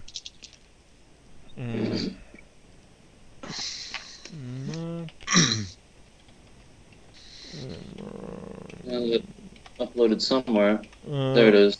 No, not Okay, I see not. it. You can see it can see already. it. You put it up by the star signs. Yeah, but I'm moving it to the handout section above Ansel's final journal entry. It's up. You can see it all. It's called Librarium Secularum Imperium. The entrance is right to the far right. You can Okay. see it. And fortunately, it's in English. So, because remember, once I've uploaded a map that was like in Spanish. Yeah. It was funny shit. Right. So, you enter the first. I mean, it's not Western Annex building; it's the librarium itself. So when you've entered the Western Annex building and you've made your way to the entrance, you are standing in front of the door, which are closed, unfortunately. Mhm. That said, you are standing in front of it. Leopold looks at all of you uneasily, especially at you, Vrentar. Like asking your permission to do what must be done. Don't break anything. You're not making it easy, priest, he says. Right. Wish me luck. Is there like a donation? Not here. Like It was You'll put like a coin in or something like that. no. Like the donation box and the donation bows were in the main temple complex, like the main temple hall. By the way, Leopold takes long time to use his lockpicks on the lock on the door.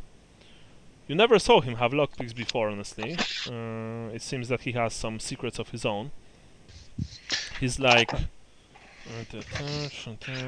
he's also like saying some. He's making a small talk to ease his nerves. He's like, we need to remember not to use any large sources of light inside, or the guards will see us. That said, do any of you have any source of light? It might be useful when we are going to search for the book. I think I have some candles. Right. Do you like music, guys? You know, there's this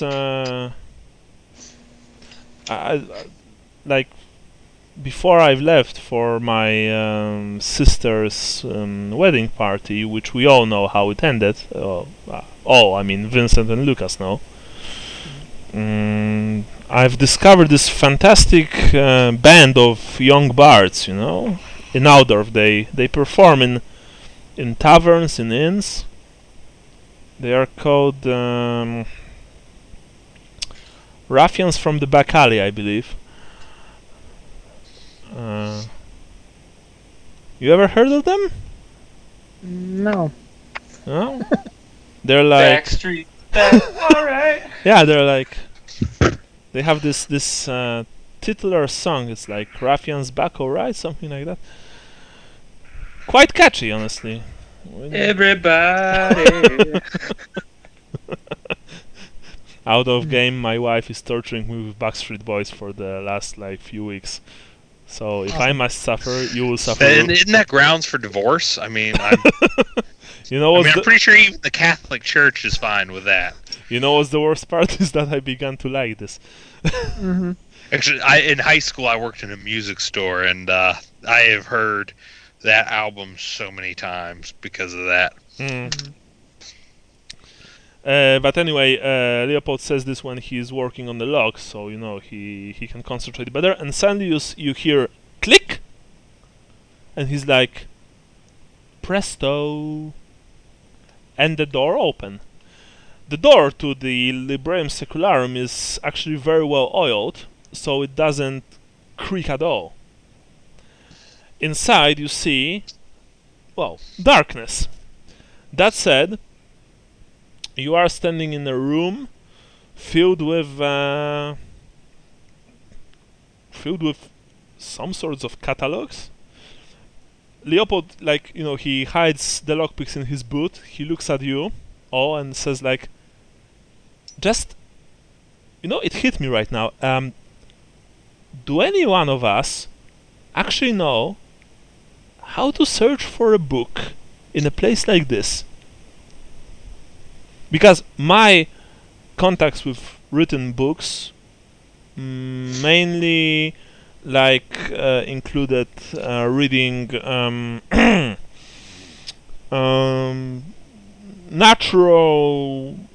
texts praising natural beauty of fine wenches. Well, so I'm not a reading person of sorts, if you know what I mean.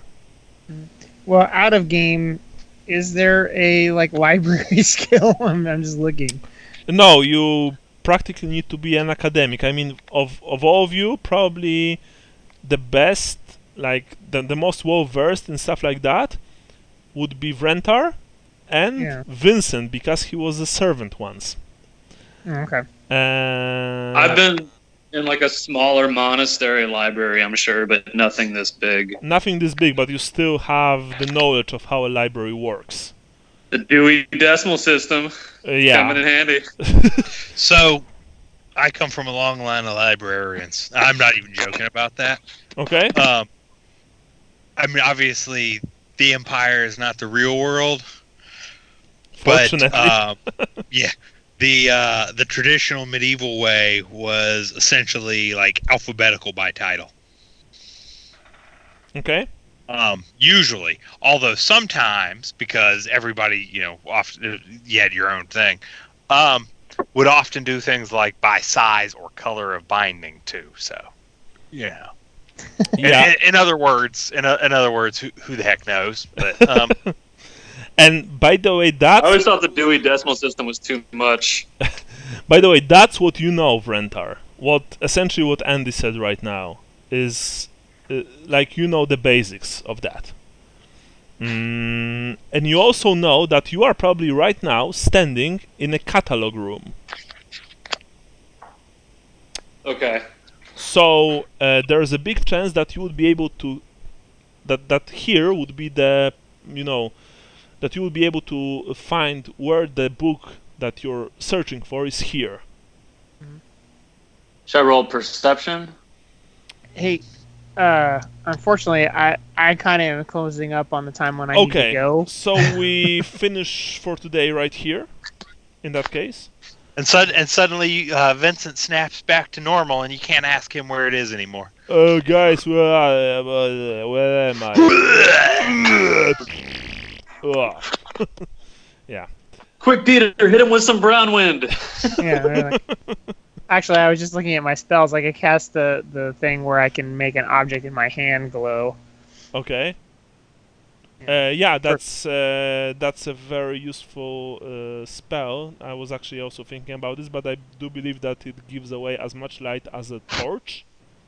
Yeah, well, that would be too much then. And that would be way too much. By the way, there are windows here, guys. There are big windows here. And during the day, you would be normally visible from the outside. During the night, like Leopold said, only a small candlelight would allow you to remain hidden. And even then, pray that no guard will, come close to this place when you're ransacking it. That said, we will leave this for the next time. Actually, we've practically made we finished at the place where I've myself finished preparing the game for you today. So I'm very happy with that. Sean, if you are in a hurry, let's just make it quick. Everyone gets 110 points for today's game. It was long. It was cool. It was, I think, very productive today. And funny, because humor is important. Let's not turn it into a morbid and grim, like I don't know, business. I think Renthar and Dieter are getting along a lot better now. Yeah, they're Mhm. it's like this buddy cop routine, you know. One is a one is a priest, the other is a wizard, but they are all No, but they are both You good can bros. even hear he the was theme respectful. song. He said what he needed to say, and it was So Yeah. I know he's not a heretic. He's just a weirdo. Yeah. Vincent is not here, so he gets 55 points. Okay. Because I don't know if I remember that I've told you that, but let's make it so that people who are not able to play still get points for like only for the game itself. Not Yeah. for role-playing certain parts, naturally, because that would be unfair, but for the game itself, even if they're not present, they will get points. So I think that it would be fair if Jason would get like 50 points for today's game. Okay, guys, so that's it. I've given you points. I think that it's a fair amount. Yep. And I get plus 30 for Yes. finishing up notes today. You finish notes. Next time someone else will do the notes. My guess is either Jason or Brian. I think it might. I mean, as much as I would rather be able to sit here and paint the way I've been doing today, I think I'm due for a turn here. Oh, very well. Yeah, I feel like I always forget what the order is, but I feel like Jason goes before me and then I'm after him. Okay. But- Okay. So in but- that case, sure, Andy, you can do the notes. It would be cool if you would be able to. Right. So the big question is if are we even going to play this year? Because 2 weeks from now is 22nd. Yeah, Uh, that's gonna be a little tough. yeah. I can tell you, I will be gone the next weekend though. So Next weekend, like 15 or no, the weekend after Christmas. yeah, 29th. So that's essentially. Yeah, so that's out for me anyway. Okay. Mhm. So I can either make like a poll on our group in which we'll like see if people can play on the 22nd, or we can just say that we'll play on 5th of January, or maybe on 29. I mean, if only you won't be able to make it and others will, I mean, would you be cool with if? Yeah. Okay. Yeah, just give them a heroic death if you have to. But Yeah. Well. Okay. We'll just stick him in a temple to Shalia. Yeah. Sayonara. Nice Uh, knowing you. Yeah. So my question is, are we? Because I do understand that it might be tough for people on the 22nd. Like it's 2 days before Christmas, right? Yeah, that's the main thing. Is I know I think I'm traveling on the 21st. I'll be somewhere on the 22nd, but and since Jason's not here, maybe the poll is the best way to Yeah. handle that. Yeah. I think we'll make Yeah. a poll. There will be like three answers. I mean, three options: 22nd, 29th, or just 5th. Yeah. And I think that's fair. Okay, guys. So thanks for the game. See you all soon, hopefully. And I'm not wishing you Merry Christmas. Well, actually, if we won't speak like mano a mano, I will wish you Merry Christmas. Happy holidays right now. Yeah. Merry Christmas. Merry Christmas. And Yeah, you too. yeah. See you soon. Hear you soon, hopefully. All right, guys. Good game. Bye Yeah. bye. Good game. Later, guys. Later. Bye.